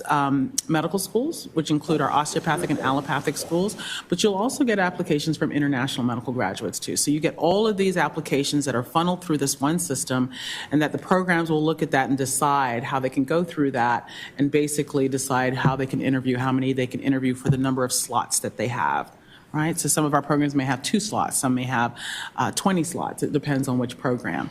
And so they make a selection based on that, looking at that, of those applicants, and then they'll go through and select them to interview. So our programs will interview, and now these last 2 years we were virtually interviewing, but we had to create that kind of model. So they'll interview, and then what happens at the end of it, while the students are doing all their interviews around the country, and we're doing our interviews too, we're both trying to think about where are we in terms of our priorities and our choices. And so what will happen is that the program will develop a rank list, and so they'll rank the applicants, and then the applicants and the students, they'll rank their programs. All this gets funneled into a database at the National Residency Match Program. They have these algorithms that we are not really privy to, and they do all that. And basically on one day, on match day, the students will find out which program they matched in the country. And so on that day, it's a really exciting day for everybody. We tend to find out a little sooner, but we're not privy to say anything at all about who we get. We have to wait till match day. That exact time before we can actually release that information. But that's how it occurs. It occurs in that way, and that's why you hear this match day every time. And then we'll find out if we filled all of our slots and who's coming to our program. But is a match kind of a commitment? It is. It's a one-year commitment on both parties. I mean, so if I get matched to JPS, You are committed. So when you sign into that National Residency Match Program, you're basically signing almost a You're signing a one-year contract. agreement that you are coming. Yeah, and we also have to honor that commitment too. So they interview us, we interview them. Yeah. Cool. Yeah. I still don't understand it. It's a no. Went through that, and I have no idea. Is there a rough parity nationally in the number of candidates and slots? No, that's the whole thing. We do not have enough slots in this country or in the state for all of those applicants. So we get thousands and thousands and thousands of applicants. You can imagine, so just letting you know, for one of our programs, we may get maybe 1,500 applicants for 24 slots. We're pretty competitive too, across all of our programs here.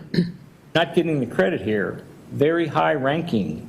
Yes. Students. Very high ranking. Very high. We do get rank. very competitive students that are doing well. Yeah.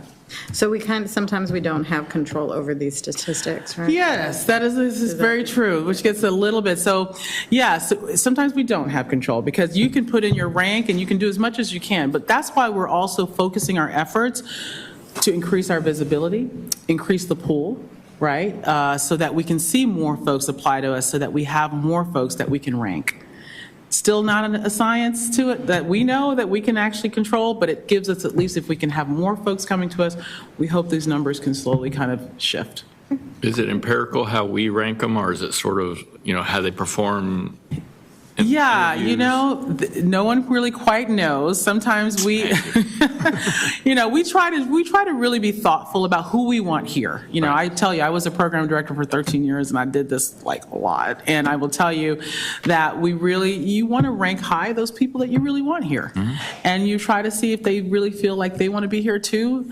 Fingers crossed they will be here, but there's never an exact science to that yet. But we usually try to make sure you rank. If you have somebody on your rank list, you want to make sure that they can be here. There's somebody you want to see here.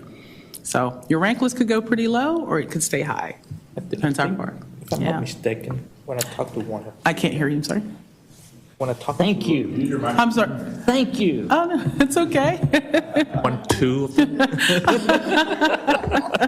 Thanks, DT. And I think one of the things that jumps out for some of the students is I think we included we pay for the insurance, health insurance for them or something. Yeah. That seems to be a very appealing. It is a big incentive. You're right. Thank you for mentioning that. Yeah. So when you are interviewing them, you're telling them their benefits they will get here. So that will always be a good deal to know what you're going to get. Yes. And they have to want to come. They have to rank you as a top number. So, Yes. Okay.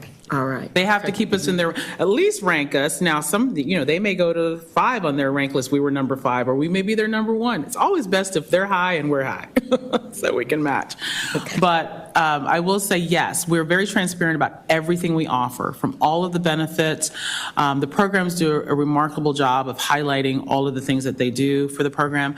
I will say, I want to give huge kudos to our team in academic affairs and to our communications team and our legal team, because we had to shift gears for the virtual, and we had to make sure we had a great website and social media and all those things, because that's what they're looking at. And so now we have a great presence out there that we're going to continually improve and make sure that we're ready to go. We're going to look at it again for next season. It's coming up again, all right, pretty soon. And yeah. Did you get a lot of questions about housing? We didn't get a lot, but I think we're going to start getting more with the housing market the way it is. We're getting a little bit more for those coming in already matched, trying to figure out where they're going to live. So we're trying to give them some support. Are they mostly single folks, or they have families, young families? Both, yeah. Both. And with kids. Yeah. Mm-hmm. Yeah, and with kids too, yeah. Is our salary competitive out there? It is. Our salary is quite competitive. We do an annual survey. That's a requirement from the ACGME, but we do an annual salary survey, and we do it jointly with our HR HR leadership. And what we do is we not only get the national data survey, we get that survey from AAMC, we survey and we look at all of the programs in DFW, and we get all those salaries, and we look at that, and we work with HR, and we look at how we do that. And then the Graduate Medical Education Committee has to review that and vote on what the salary will look like for the next year. So we do that annually, and we work in partnership with HR on that. And we're very competitive, yes. Question for you for future, because the housing is going to get very, very expensive and very hard to get for residents. How are we going to solve that problem for them for next year? Yeah. I'm open to some ideas. I think these are things we're going to be looking at, just to what we can partner with and work with in terms of opportunities for them. And I think this is something that everyone is kind of looking at across how we support folks. Now, I will tell you, the programs do a remarkable job of connecting the current residents with the incoming residents too, and they get a lot of input and a lot of support from that. Some people are moving, some people, swap it out maybe a little bit too. So there's a lot of support from the program level too to help them with that too. But we can definitely be thinking about what we can do institutionally to support that too. There's 2 or 3 people missing from the committee, and that's the program chairman or chairwoman of these various residency programs. They have to do a lot of work, that then is part of working with Tricia and her crew. But it's getting down, walking around with some residents, seeing what you've got available. That takes a lot of time. Yeah, it really does. They do a remarkable job. I'll tell you, this is countless hours, and I lived it for many years, so I totally understand. But it's definitely one of the most rewarding jobs you'll do, because it's just amazing to meet all these great students and people coming in there and interviewing them. But it takes a lot of time and a lot of work. Faculty interview them, the residents interview them too, and the fellows interview them.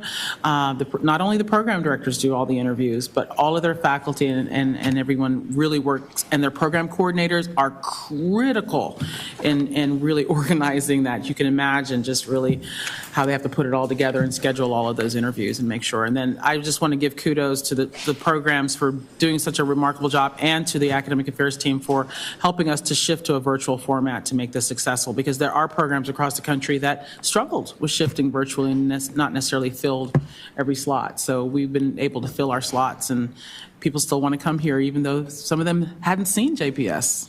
Do the program directors also go and participate in some of these residency fairs? Yes. Okay. Yes, we get some program directors and faculty both.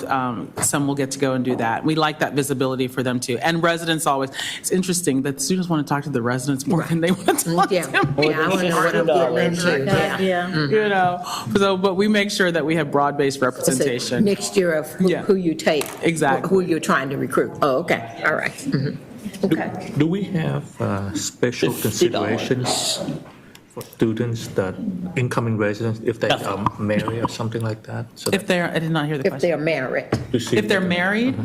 And they may be doing 2 residencies. Martha drinks nothing. Oh, you mean the but couples match? If they're doing couples match? Do we have any We do flexibility? interview couples match candidates for sure. And so we've had a few couples match that happen, and they may, a lot of times what happens if that's the case, they'll let us know, or they'll let the program director know. And so sometimes if it's 2 different specialties, the program directors will talk just to make sure, hey, heard so-and-so is couples matching, just to make sure that, but it's still up to the program directors to make their last decision. That doesn't necessarily give you an in. It just gives them an opportunity to work together, say, hey, I've got somebody in ortho or who's couples matching in EM maybe or something. But they'll usually have a conversation just to let them know, and they can make a decision if they want to interview or not. Okay. Yeah. I just want to say that, and Dr. Weber, you can comment because we were there together, but the caliber and the quality of the residents that we're attracting now as compared to 20 years ago is incredibly improved.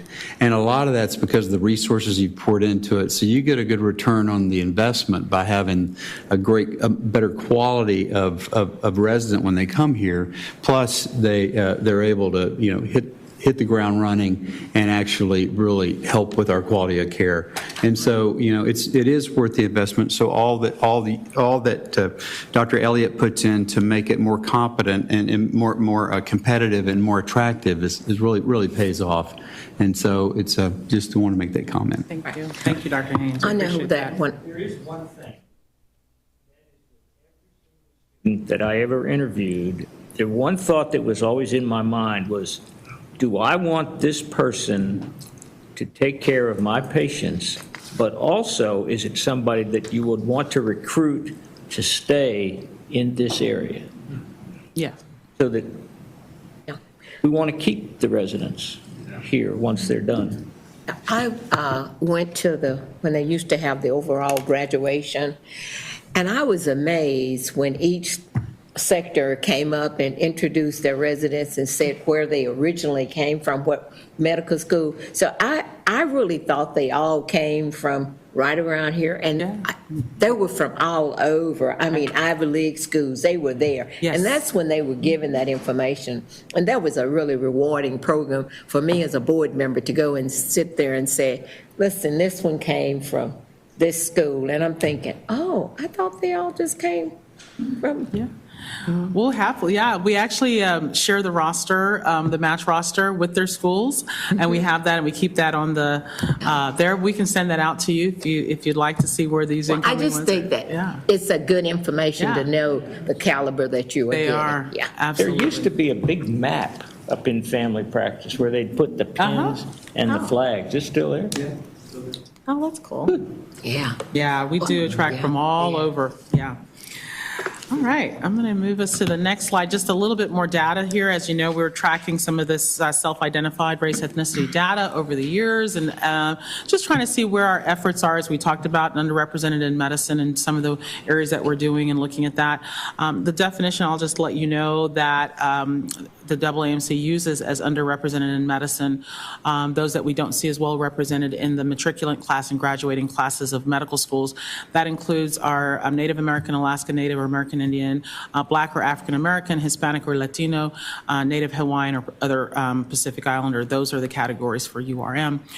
We've made some gains, slight, in our Black, African American, and Latino populations there that we're doing that, but we're continuing this effort. Of course, we know COVID, all those things, like I said, when people are coming to the program sight on scene too, it's amazing just to see, but we're still attracting amazing folks. But I think as we increase our visibility and our efforts, as we talked about, it is a journey. It's going to take a while, but we're going to continue our efforts there. Okay. Well, all right, we're going to get that up. Dr. Duncan, I got you. We're going to go from 0. We're going to go. $50. I love it. All right. All right. Well, I'm going to shift gears into some research and innovation, unless anyone has any other questions around workforce recruitment and retention. All right. Thank you. All right, I'm going to talk a little bit about our priority area of research and innovation, where we are looking to promote research, scholarship, and innovation that advances healthcare.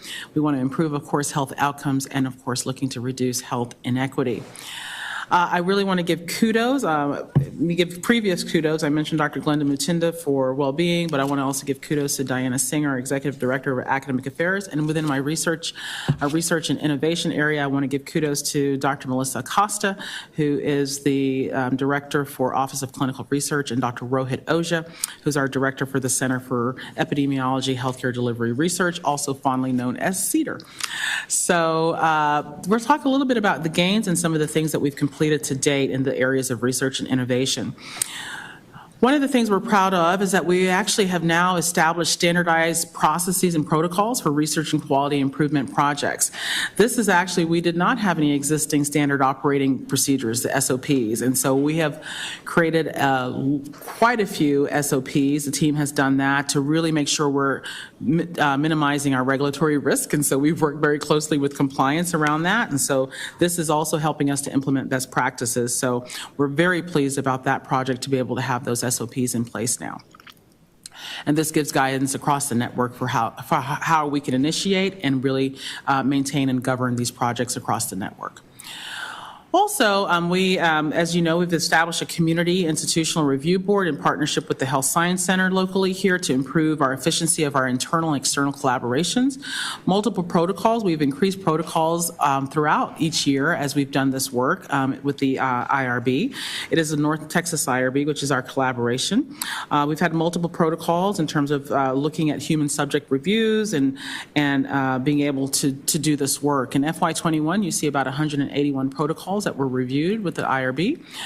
I do have updated numbers actually for FY22. This was Q1 number that wasn't available, but Q2 numbers just came in hot off the press, and we're now at 182 just with 2 quarters. So you can imagine we're even ahead of where we were annually last fiscal year.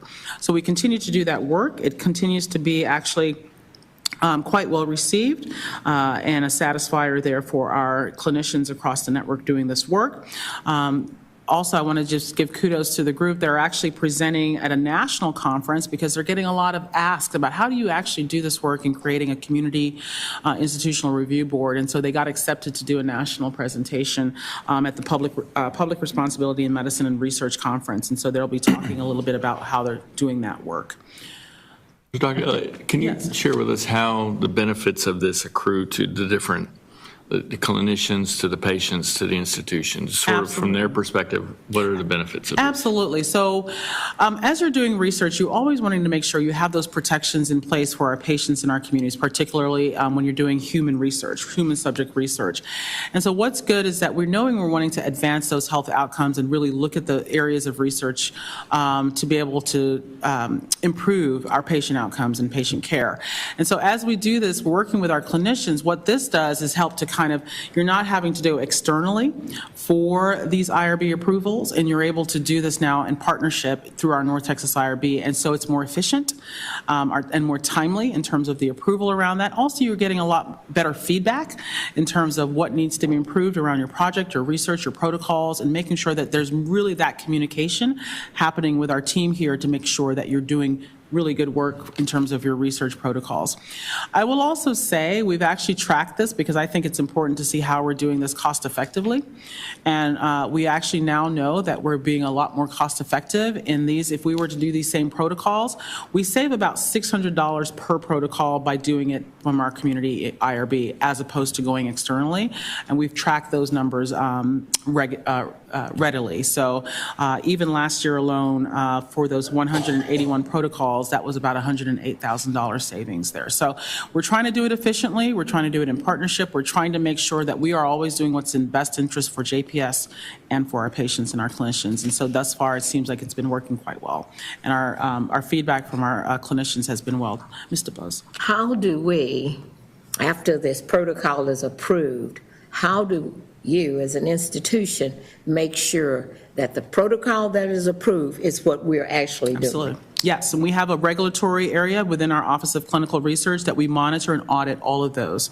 And so we look at those closely to ensure that they are tracking appropriately, and we run a running list and looking at that and feedback to everyone around that. So yes. Who's on that protocol? I'm sure. On this compliance, who is the expertise that you have there? Who is doing that? So under the leadership of Dr. Melissa Acosta, she's my main person with that. And under her team, we also have several folks who help us looking at those areas around clinical trials and with the IRB and those regulatory. And that's why also those standard operating procedures that we created were critical to make sure that those are being adhered to. So I would say it's under Dr. Acosta's team and my managers in that area, and then working collaboratively. You have an integrity compliance. Yes, research integrity. Right, research and integrity. So that's what they do, they focus on that. Okay, Yes. because I do know that there has been some issues with folks doing research and later on something falling out. Absolutely. There has been stuff that folks have signed their name on, and then all of a sudden, they were not a part of that research. And so it's really one of those very critical areas that when we are, especially if we are having some patient involvement. Absolutely. You know, you're looking at choice, that's one thing, but if it's involving patients, we need to stay on top of that. So true. And I will say that's critical. And I will say the research integrity team is, Dr. Melissa Acosta oversees all of that, but Dr. Andrea Dorbo, Dr. Summer Blair, and and Celeste Callum, and those are my main managers overseeing many aspects of this area, and so we make sure that we follow those very closely. Okay, Absolutely. and they look at Great that point. before you refer it to the community, or is it after it Both comes? ways, both Okay, ways. all right. Both ways. For those that are involved with the clinical research and all that stuff, Please say that again. for those patients that are involved with clinical research and all that stuff, do we have enough indication so that we can bill properly, so that we don't, because certain grant, right? Oh, you mean in terms of if there's under certain protocols, making sure the billing and everything is in place? Yeah, we work very closely with our finance team, and we work very closely with them to make sure that we're following the proper protocols, what can be billed and what cannot be billed. Okay. So Absolutely. And some of those, when we look at that, even with the clinical trials, we work very closely with them to ensure what's appropriately billed and what's not. Okay. Yeah, absolutely. There are critical partners in that. Yeah. Okay. And when our doctors graduate and say they don't stay here, they go to another hospital, they are prepared and know how to work on IRB. Yes. Okay. Yes. So we actually have a research curriculum, and I know that we work with them on that. Now, can they do even better? We're going to continue to do this work. I'm telling you, it's important. You're speaking my language. I know that if it's important research. Yes. And yes. I know that we tie into a claim with that. Yeah. We actually have a great research handbook, too, that we've developed. And so the team has developed that, and it gives you all of this great information that we're able to share with our clinicians across the board of how to do this work. We actually also just presented, we're doing, I'll mention this later, but we do a faculty development with the Graduate Medical Education Committee, and the last one was based on research. So we actually presented everything there to talk about the process of that for our program directors, our faculty, and our chief residents, house staff officers, and our program coordinators, how to do that. Thank you. You're welcome. They still are. I can't hear. Isn't that the community IRB, isn't it under Yes, UNT Health Science Center? Yes, the North Texas IRB is the collaboration with Health Science Center and JPS. is it working out okay? Yes, No sir, it concerns. is. No Yeah, concerns. it's actually going quite well, and it's something we monitor annually, regularly, to ensure that we're actually meeting what we need and make sure it's meeting the needs of our own network and our patients. Thank you. Yeah, it is working well. And I think Collins is now part of that. Yes, Our compliance person. Yeah. Okay. So, All right. Okay. and we work closely, and looking forward to Okay. working more with Colin on that. All right, and so the next thing I just want to highlight here is just making sure, as to your point, how do we work with our folks across the network to do this work and do this team science work? And so our team in Office of Clinical Research in Cedar, they really work across all of our teams and all of our physician groups too, in partnerships with them and our operational teams, our community health team, behavioral health team, all of our leaders, residents, and medical students alike to do this work. And so to make sure we're conducting research appropriately, following our protocols, and also doing these QI projects too. So across there, you'll see we have about 270 projects already just that we work very closely in this team science model to do this. So I want to really stress that I'm really excited about our team helping to support everyone across the network in doing this research and quality work. And then we expanding the reach of JPS Research and Quality Symposium. We shifted to being the Research and Quality Symposium last year, which we're excited about in that partnership with our quality team to do that, not just be the Research Symposium. And we thought it went really well. And of course, with COVID in 2020, we wanted to keep it going, and we shifted it to virtual. And so now we have a great virtual platform that we utilize. And as you can see, our numbers are going up in terms of those abstracts being submitted. And so that's continuing. That is now even become national, so we get folks from out of Texas that are submitting here too, and so we're really trying to expand the reach of our Research and Quality Symposium, and more to come on that as we look to invite even others to participate and do this and become more visible around the work we're doing. And then also, we love to make sure that we're being scholarly. We're talking about this committee, talking about our scholarship and what our output is. And so we definitely track that through our team and Office of Clinical Research. They track all of the areas of types of scholarly activities.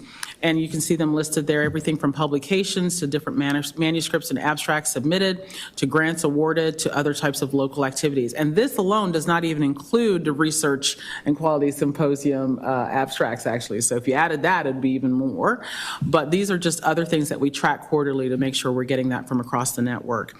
And we're probably, as you're going to see, we'll get a boost. This is just quarter one, so you'll see FY22 is just quarter one. So we still have 3 more quarters, and the bulk of scholarship tends to happen in the summer, from June, from around now, as people doing presentations and conference presentations till September. So that number will be boosted up pretty significantly, hopefully, as we see it later towards the end of the fiscal year. And then we have, of course, always looking for opportunities that will align with our strategic plan to ensure that we are really, truly providing the best care for our patients. And so we're always looking for those external funding opportunities through research grants and clinical trials. FY21, you see the revenue there that we brought in through that combined grants and clinical trials. That includes actually some of our federal grants. We were very, very pleased to be able to be awarded from SAMHSA, and focusing on substance use areas there that we were being able to do. And then FY22, we actually have an updated number. So we, in quarter 2, that was just quarter 1, that 862,000.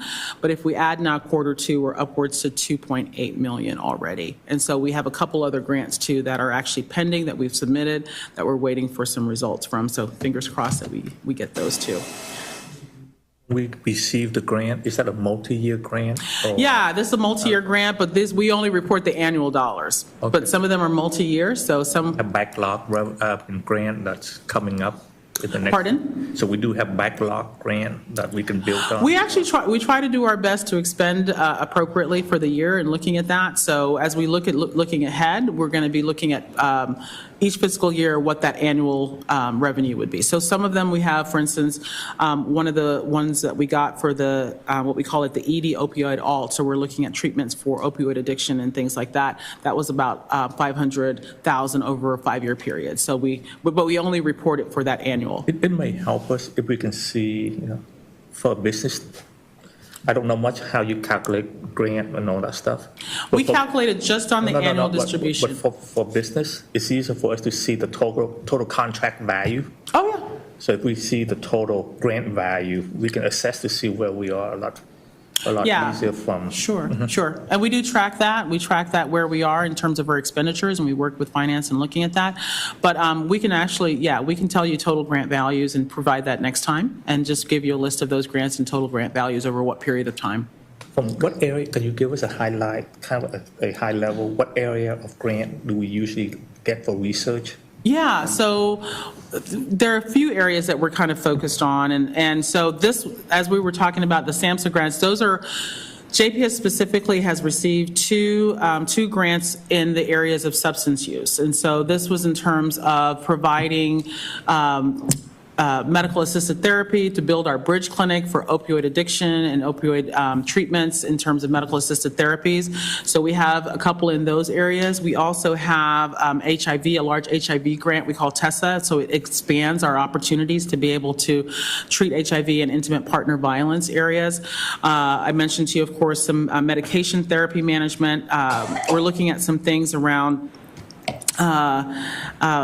in the future. Of course, we have our Ryan White that we look at for that care that we provide there. So there's multiple areas. One of the three big areas, I'll say the 5 big areas that I will say: cancer, substance use, HIV, behavioral health, and community health are some of the areas we're looking to expand into now. Okay. Does it, because I know we're very strong on family medicine. Pardon? We are very strong on family medicine, and we're very strong on trauma and all that stuff. And we do have some. Is there any grant in that area that further? Yeah, we have one in trauma. We have a couple clinical trials and a couple grants in trauma. And we have, and as we said, looking at some of the areas in community health, we have some smaller grants in family medicine also, as we look at, for instance, one about EHR, generalized utilization in family medicine, and how that it's expanded that. So there's some opportunities we're looking. I think one of the things we also want to do is we build that framework. As we build more of that kind of framework and that infrastructure and that reputation within a certain area, it allows us to be able to obtain more grants in these areas. And I will say that's why I think also the substance use area has been, and I'll look forward to bringing some of that later in the future. That area particularly has been also growing, and so that's given us a great reputation about the work we're doing in that to allow us to even apply for a couple more grants and hopefully, fingers crossed, getting that opportunity. I do have another slide with a couple other projects that are coming up that we're looking at working on too, that are some opportunities that we're hoping to build upon. Let me kind of give you some of my crazy thought behind the scenes. The reason I want to see the multi-year grant and how you execute that is because of a different phase of clinical protocol, right? The validation, all that stuff. Yeah. Is there opportunity where we don't do well that we can partner with other institutions so that, because we do have the patient that they don't have. Right. They may have some research and all that stuff, so there are things that we can do to increase our grant and our participation. Absolutely. With a bigger medical center until we can write and control those. You know, opportunity like with Stanford or UPMC or Kaiser or whatever, I mean, with them. Yeah, we actually are doing some of that. And so I think as we build that reputation, we're doing some of that locally. So I know we have some joint grants with the Health Science Center.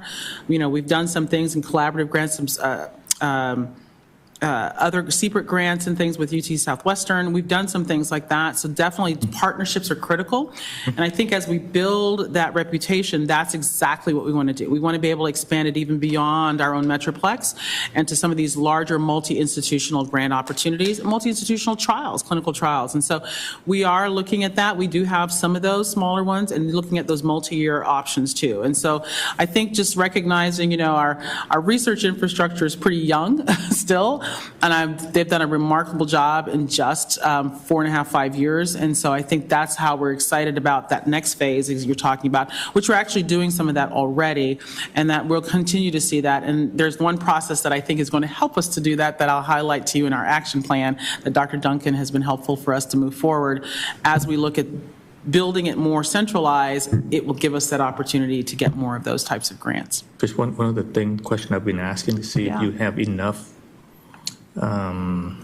tools to work with. Yeah. Because part of it is not just getting the poster or get all the write-up publication, but also the ability for us to produce and validate the patient and all that stuff. Because if we take so long for us to go through that clinical validation, they will turn around and give it to somebody else. Because the next phase, what you qualify to see if the patient is actually there or not, we might not have the infrastructure to be able to pull those data. That's why I've been asking for that for a while. Yeah. To see if we need some support there.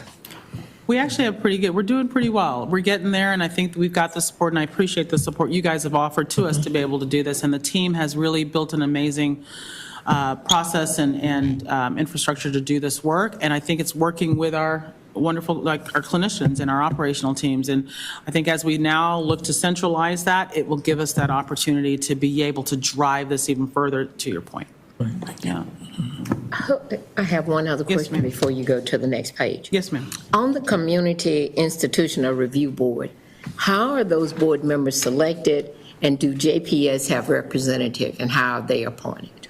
Yes, so JPS does have representation there, and so it is a collaborative board, and so JPS, I think, I don't have to get back to you specifics, but we have at least 3 clinicians plus our director of research who are on the board there and part of this process, and always has seats there at the table. Well, maybe next and they're meeting, usually maybe next meeting you can just bring us the list names. and Sure. who are on it. Happy to do that. I like to see it, how long they stay on it, and sure, yeah, because it's a critical board. It is, and I'm trying to. I want to know who that community person is on that board. Got it. You got it. Yeah, it's a community person has to be on those boards, so I want to know who that community person is. Okay. Okay. Happy to do that. Thank you. You're welcome. Bring that next time. Okay. Right. So just talking a little bit about what our action plans are and we're continuing to work on. So yeah, so a little kudos to say. So we have developed and are centralizing our grant program, our sponsored programs, so that we can actually do exactly what you just said, DT. We want to pursue these bigger funding opportunities and manage our current funded research and expand our patient care programs. So with the help of Dr. Duncan, Sharon Clark, Cheryl Sutterfield-Jones, Lauren Poe, and several others, we have now are moving to centralize that. That will be under the Office of Clinical Research, where all of our grants will be managed. We'll do the pre and the post and everything around that, and with a team to be able to drive this, to also make sure we're looking for these opportunities, we're capturing these opportunities, and we're also going to be that point for the network to be able to submit these applications, develop these applications, make sure that we're working collaboratively, so that we're not doing this in silos, or we're not doing this in every just separately, but we're doing this in alignment. And the three things we always like to make sure that we're doing as we do this process are three things: strategic alignment, feasibility for the projects and the grant, and then sustainability. So those are the three kind of areas and priorities that we're going to be looking at everything with those lens of alignment, feasibility, and sustainability to ensure that we're moving things forward. So I think as we develop this, we're looking forward that by the end of this month that this will be in place. And then as we do this, we'll bring forth more information to you and through this committee. And then also, of course, we're always looking to generate and translate evidence into clinical practice. That's where the team I've talked to you about. So working very closely and actually interprofessional work groups. The three key areas that are big areas right now that they're working very closely, for instance, with our cancer team, oncology, substance use disorder, and infectious disease. And so these are areas where they've really actually developed, looked at evidence, looked at the research around that, developed best practices around that, actually done some protocols. One example is where they've actually tried to develop protocols with the cancer team so that they can re-engage patients into clinical care. And so doing some methods around that and embedding that into practice so that the team is effective in engaging the patients. And so lots happening in that area. Also, of course, making sure that, to your point, Ms. DeBose, that we're part of the community, right? And so that we're networking with our community and our regional organizations involved in research and innovation. So many of our team members on the research teams here are involved in research locally and participate in these boards and working committees and conferences. For instance, I know Dr. Costa sits on the Fort Worth Innovations group. Dr. Oja just had an appointment renewed for the Essentials Hospital Committee, and those are very important for the research arm of that. So for us to be at the table to hear about these opportunities and talk about that is very important. So I'm very proud of the team doing that. Also, I mentioned to you how we want to expand a promotion of our JPS Research and Quality Symposium. So we've been doing a bit of that, working with communications to increase that visibility and expand that.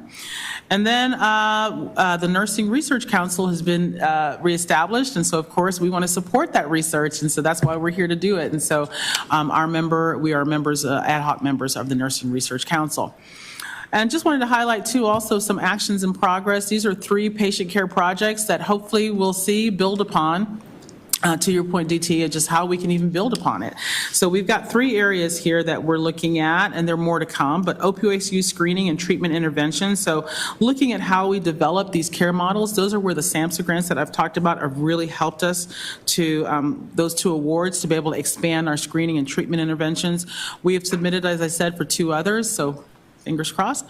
Also, colorectal cancer screening outreach. This was an area that we're looking at to how do we can overcome barriers to care enhanced by COVID, because we know in COVID that there was, unfortunately, delays in across the country of people seeking out and doing their own colorectal cancer screenings.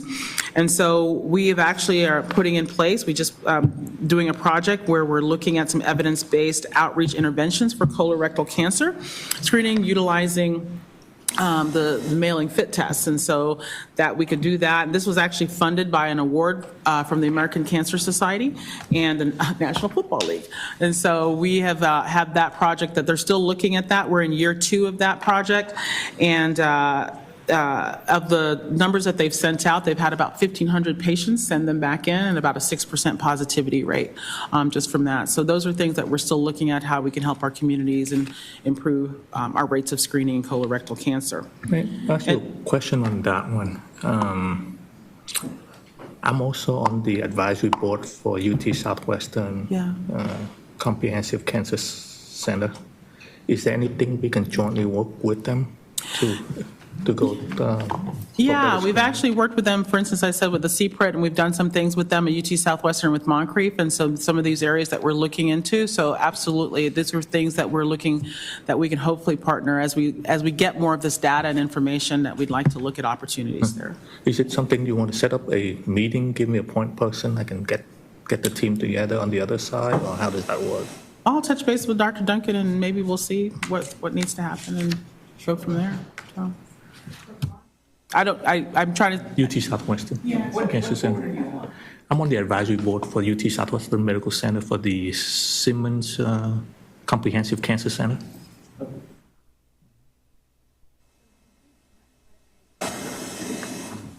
Argonaut, who's over at the Moncrief Center. But as far as because they're very big on diversity, DEI, and all that stuff also as well. And I believe Dr. Gabash also has a lot of contact and outreach with UT Southwestern, but we'll find out the details on that. Yeah, and we can look into it more. Like I said, we've had history of working with them already with CPRIT, which is cancer prevention research, intervention programs and treatments, and so, and had joint grants with them over the years looking at some of that. So we can, we have those contacts already, but I definitely want to do it in collaboration to make sure that. Because I also know a company that give grant to treat the underserved community for oncology stuff too. Yeah, so we can bring that to the table. Great. Yeah, they had a big grant for mammography that we were plugged into. Many of our patients were part of that free mammogram program. So. Oh, I see. No, this is for treatment. They will pay for treatment also as well. Okay. Sure, yeah. If they let us know, we'll, anything to connect and that we can use the data and help our patients, please let us know. Okay. And I will say it's so important that we do this work that we're talking about here, because our research team working in collaboration with our clinicians, for instance, especially in the area of cancer, what was missing before, part of our accreditation through the Commission on Cancer, through ACS, the American College of Surgeons, you must fulfill a research requirement, and we were falling short before. And I just want to give a shout out to our team, because the work that they're doing in these areas now fulfills that, and we're able to fulfill our accreditation moving forward with that and working with our leadership on that. So it is incredible work that's in partnership with our clinicians. So. And then last that you see here is improving obstetric care for Black maternity patients. This is just in year one, so it's only in data collection mode. We're not quite there yet, but working with our women's health team, with Dr. Sangha and her team, how we can understand the barriers and care preferences for, to develop patient-centered interventions for improving the care for Black women during pregnancy. And so this is funded by the America's Essential Hospitals Grant and a CVS Health Grant, and so we're going to be looking and collecting that data. More to come on that, but really specifically looking at some social determinants of health screenings and other barriers that may be in place for that. So I'm looking forward to hearing some outcomes. Yes, there's a really awesome collaborative called the Maternal Health Equity Collaborative that is for organizations out of Austin that is doing a lot of work within this area, and also policy work under social determinants of health. So that's Black Mamas ATX, which is actually founded by a Fort Worthian. She lives in Austin, Fort Worthian. Oh, okay. So Nakenya Haynes Wilson, she's fantastic, and they've been doing some amazing work. So Great. So I think as we've been talking about a few opportunities, this may be one thing to just, as we get the data, to see what the intervention pieces may need to look like. And I think once you get the data, then we can figure out what we need to do to improve the care, for sure. Absolutely. Yeah. Okay, just real quick, just had to give it. So I hope you can attend. It's virtual. It's June 3rd. You have an invitation. Come on and see what we're doing. Dr. Nava will be our keynote speaker. All right, and we like to focus, just to let you know, we've focused the last 3 years on fostering health equity through research, quality, and practice, and so we continue those efforts through our Research and Quality Symposium to really focus on those areas of health equity. All right, Also, just want to talk a little bit about the priority of professional and leadership development, just a few little bullet points here. We're continuing to do our team-based learning activities through continuing medical education. Our continuing medical education is in partnership with the Health Science Center also, and it's across all specialties that we are able to do these and offer these activities. What was great was that we were able to shift virtually and continue these efforts. So lots of opportunities still being offered across the board. And then we also do quite a bit of it also that's interprofessional. So many of these things. So we support behavioral health, emergency department, orthopedics, trauma, all of the areas, many grand rounds, many areas and topic areas that we support. And so I just think it's just been critical, and I'm so excited that we've been able to continue that work around continuing education and do that also interprofessionally. We do a lot with, like I said, interprofessionally with nursing and everyone attending these pharmacy, allied health, attending all of these activities too. And then I just wanted to highlight to you Stronger Together peer support program. I briefly mentioned it at our last meeting. This is a peer support program that we have expanded under the direction of Dr. Glenda Mutinda, our interprofessional well-being director. And this is really about supporting our team across the network when adverse situations may happen. And so this is around kind of that second victims program, but we call it Stronger Together here in a peer support program. So we actually have a train the trainer model so that we can train several of our peers to be able to do this, actually teach it, and then also to be peer supporters in these different areas. So we have peer supporters across the network, and we actually just held another peer support program, training program two weeks ago. So now we have 68 instead of 44, and we added peer supporters in the pre-op area and in med-surg too, in addition to what you see listed there. So this continues to be very well received and so important and significantly utilized. We do track that, and we ask people to let us know, are you being asked to do some peer support? And they are. And it's across the board in different things that are needed for our team members. So it's a critical thing for our team members. Also wanted just to highlight in terms of leadership development and professional development, we did have our second annual JPS Outstanding Resident and Fellow Awards. This was an opportunity to celebrate our outstanding residents and fellows who exemplify our JPS mission and values. It was great to see them. We had Intern of the Year was Brandy Lawrence, Dr. Brandy Lawrence. Resident of the Year was Dr. Jennifer Lopez from OB. The Fellow of the Year was Dr. Jeffrey Hogan from Sports Medicine. Our Collegiality Award was Dr. Kirsty Finch. They're from Family, and our Humanitarian Award was Dr. John Hunter Scarborough from Emergency Medicine, and Excellence in Teaching, Research, and Scholarship, Dr. Jennifer Sue from Psychiatry. I'm sorry, I meant collegiality. If I said congeniality, I'm sorry. Thank you. Collegiality. So you're a best practice partner. Thank you. That's his territory. Yeah. So the person you'd love to practice with, who just offers that. I love that. We had over 115 total nomination letters actually submitted for resident and fellows from everyone across the hospital. It was great, and they all are getting their nominations. It was an honor to be nominated, so we're excited about that. All right, and so also I'm really excited to announce some great things happening in our interprofessional team as we develop our leaders here and expand what we do in education here. So the psychiatry, we now have an accredited community-focused psychiatry fellowship for advanced practice providers. It is now accredited by the American Nurses Credentialing Center, and it's a one-year program for psychiatric mental health nurse practitioners and physician assistants. And the fellowship is also a member of the Association Postgraduate Physician Assistant Program, APAP, and it's awesome to see that they're now actually accredited by the ANCC, and they are the third ANCC accredited advanced practice nurse fellowship for psychiatry in the nation. So that's really pretty impressive. So we were very happy to work with, the department to be able to do this and get that. Then also we got news that Acclaim also in partnership worked to get a family nurse practitioner residency program accredited by ANCC as a practice transition program. And so that's great. It's a 12-month post-master's training program for licensed nurse practitioners so they can transition from being bedside nurses to advanced practice providers. So this will be great for them too. and the fourth cohort under the new accreditation will start in May 1st. Start now, so they're here. And their sites will be around here. They'll be here at JPS Hospital. They'll be at Diamond Hill, Polytech Health Center, and Southeast Medical Home. So that's good news. And then our GMEC, Graduate Medical Education Committee, Faculty Development Series, I mentioned to you that we do that also to be able to pull in our program directors, our program coordinators, faculty, and others alike to be able to do some faculty development. The first one we've done, we're going to do 4 this year. We've done 3 thus far.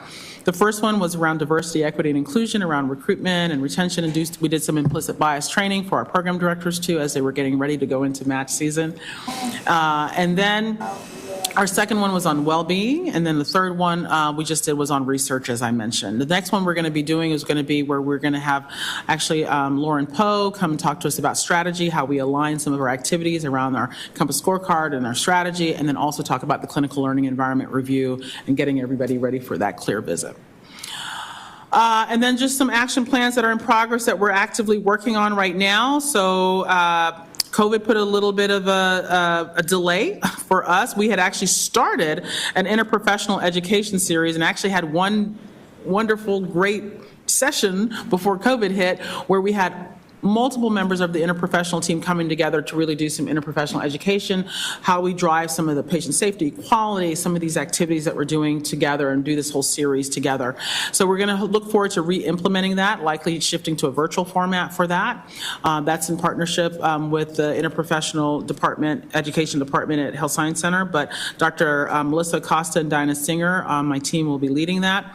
We're also exploring and developing opportunities for interprofessional simulation education. ACGME, our accreditation, we really need to do simulation. We know it actually makes us better, a better team, better clinicians across the board, and we need some opportunities to be able to do this work. We need simulation education. We're a bit limited here. We don't have much to be able to do it here. So that's something in a future that we'd love to see, some simulation space and be able to do that. But in the meantime, what we're trying to do is develop some partnerships and opportunities, because right now we do have to train them and do that simulation model, interprofessional simulation model. So we kind of have to outsource that a little bit to areas that can do that. But we are going to be looking at how we can develop some more opportunities here locally too. As we also know, Health Science Center has a brand new simulation space, that an education model that we'll also work with. We've done some things in other areas too. So that's something we just really want to shore up and have some opportunities to meet that requirement of simulation. And then we have, as you know, probably a partnership with TCU with their Neely School of Business around a clinician leadership program that we've had over the last few years. We had a 4th cohort that had started right before COVID, but then we had to kind of pause that. So we're going to be looking at that, and I'm going to be working closely with Dr. Duncan and her team to be able to, as she works with us as the physician group, physician leaders, to be able to redesign and how we're going to resume that and what will be relevant for our cohort to be able to move them forward. So we're looking forward to that.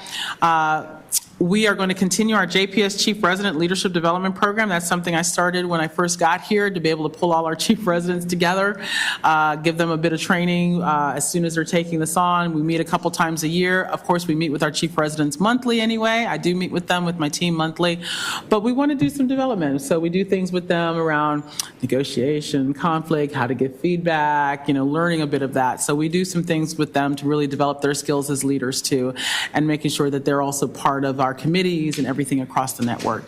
And then we had started this, but we're about to, as I said, that was on pause too, but we're about to reinitiate this transition to practice series for our resident physicians, and that will be in collaboration with Acclaim and their leadership so that we can actually get them ready for practice. And so we're going to try to develop a series for our residents that they can actually learn about what are those skill sets that you need to be able to get you ready to be in practice too. So we're going to call that our transition to practice series that we're hoping in the next year or two to be able to get that, a few of our residents through that.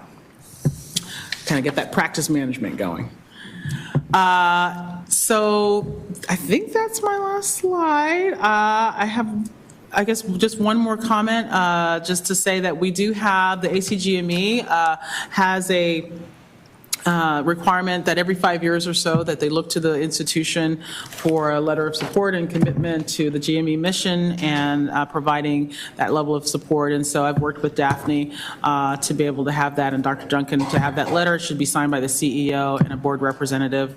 And so thank you, Daphne. There's no need to vote on it. There's no vote for that, but we'll go ahead and provide that information to you subsequent to the meeting. Okay, And that's great. what I have. Okay, all right. Anyone other than DT have questions for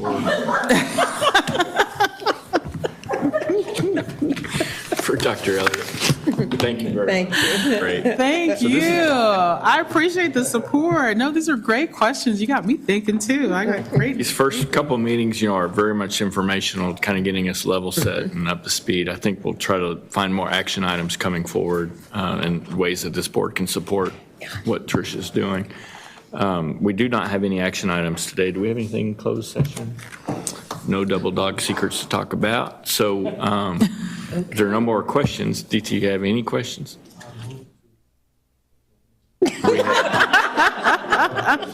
Second. Okay, no further business. Thank you, Dr. Elliott. Thank very you. much. Appreciate it, everyone. Come up.